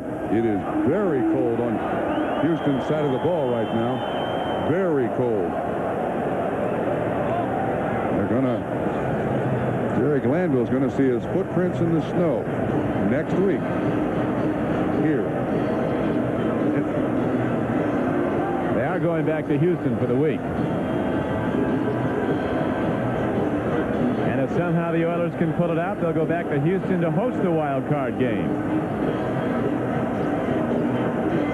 I think you take your chances here. 3rd down, I still say it may come down to an attempted block punt by Houston for their only chance to get back in the game, and warm weather sights when this game ends at the Coliseum, at Jack Murphy Stadium.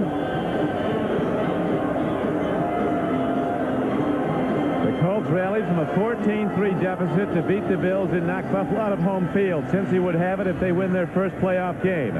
The Jets could have conceivably knocked the Giants out of the playoffs. They surely knocked them out of a chance to win a divisional title. The Eagles win the NFC East with their win at Dallas. Seattle now scoring to go out in front of the Raiders 14-7. The Seahawks would go in as AFC Western champion, or the Raiders would, depending on who takes that. And that'll be the doubleheader game most of you will see when we conclude here. On 3rd down and a long 3, the Browns drive on and get a 1st down.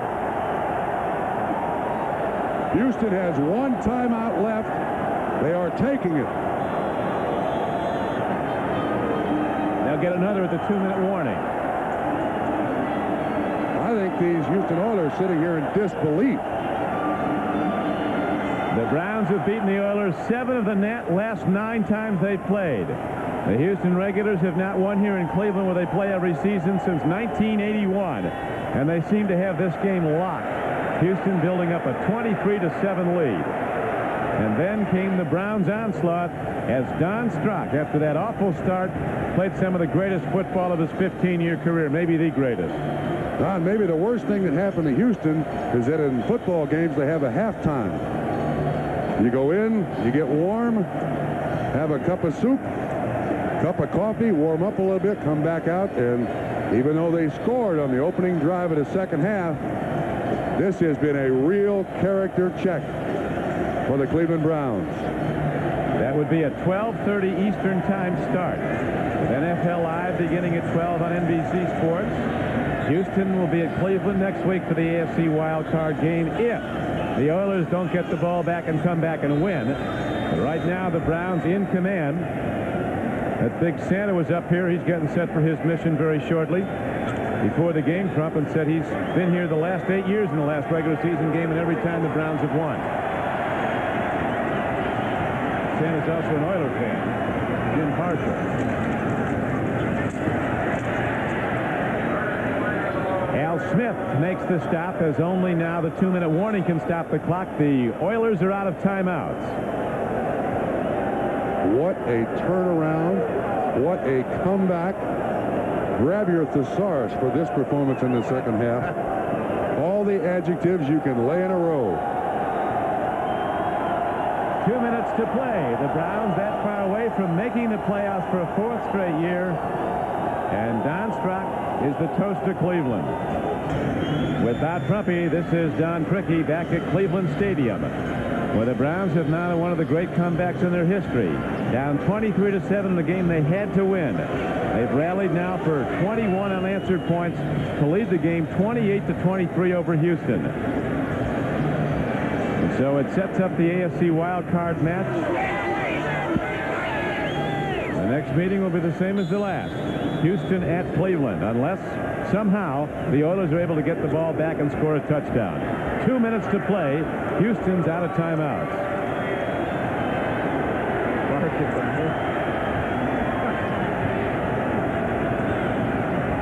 Double tight end. Browns are going to run it. Fontenot gets the ball down on a second down carry for a loss of maybe a yard, but they're not concerned now with yardage as much as they are with using all the time they have. This is Don Strock Day.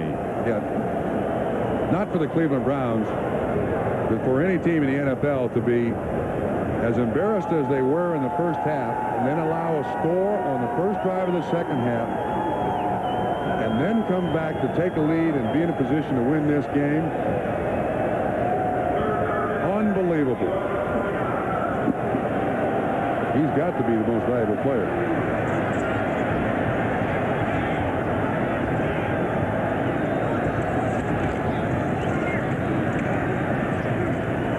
Back to the run again, down to 1:09 to go, and the Oilers powerless to stop the clock. Now it's time for the Most Valuable Player Award, sponsored by Budweiser. Today's MVP, Don Strock of the Cleveland Browns.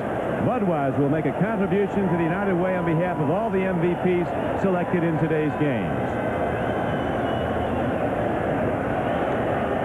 The executive producer of NBC Sports is Michael Weissman. The coordinating producer and director of today's game, Ted Nathanson. The producer of today's game, Larry Cirillo. The coordinating producer of NFL Live is John J. Filippelli. NFL Live produced by Tommy Roy and Ricky Diamond, directed by Bucky Gunn. Technical directors Lenny Stucker and Dick Sansevier. As the ball is off the fingertips of Langhorne, who's made a lot of big plays today for the Cleveland Browns. So Houston's going to get the ball back here, Don, with 20 seconds to go. Look at those numbers by Don Strock. Just his second 300-yard passing performance ever in a snowstorm. Our Our NBC statistician Elliot Cal pointing out in the second half that Don Strock has completed 16 of 22 passes for 212 yards and 2 touchdowns. And the Houston numbers are good, too. Moon was terrific.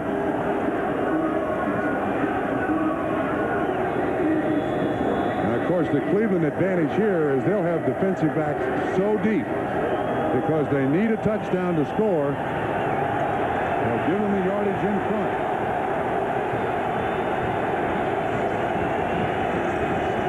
Moon has to just drop back and let her rip. And here he goes against the rush. He swings it out. Alan Pinkett running in the open field. Sprints to the sideline. So Pinkett getting a lot of action, the third year back from Notre Dame. But it's got to be a hit into the end zone and only 12 seconds remain. What is the weather forecast for next Sunday in Cleveland? How about on Saturday? Excuse me, on Saturday. I think we're looking at the forecast. Live preview. Coming up here once to play in this cold weather, Houston didn't care for. Coming up here twice. Not something they're interested in, but that's their fate. Maybe 2 plays left for the Oilers. No timeouts. Moon sidesteps. Fires. He makes a connection, but that could be it. 3, 2. The Oilers can't stop the clock, and the Cleveland Browns come back to win.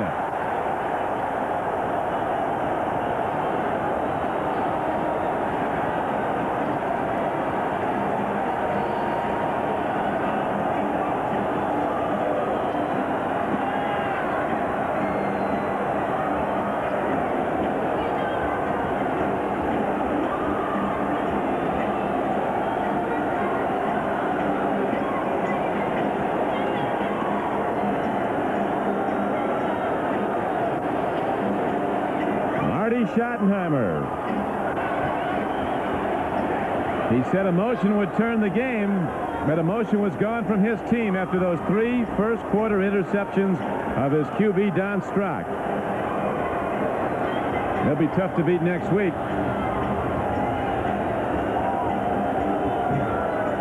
And that will do it from Cleveland on a great day for the Browns. A bitter disappointment and bitter cold for the Oilers, but they both come back to play again here next Saturday. Now for Bob Trumpy, this is Don Crickey. The final score, the Cleveland Browns 28, the Houston Oilers 23. Now stay tuned for the second half of today's doubleheader. Either Seattle at the LA Raiders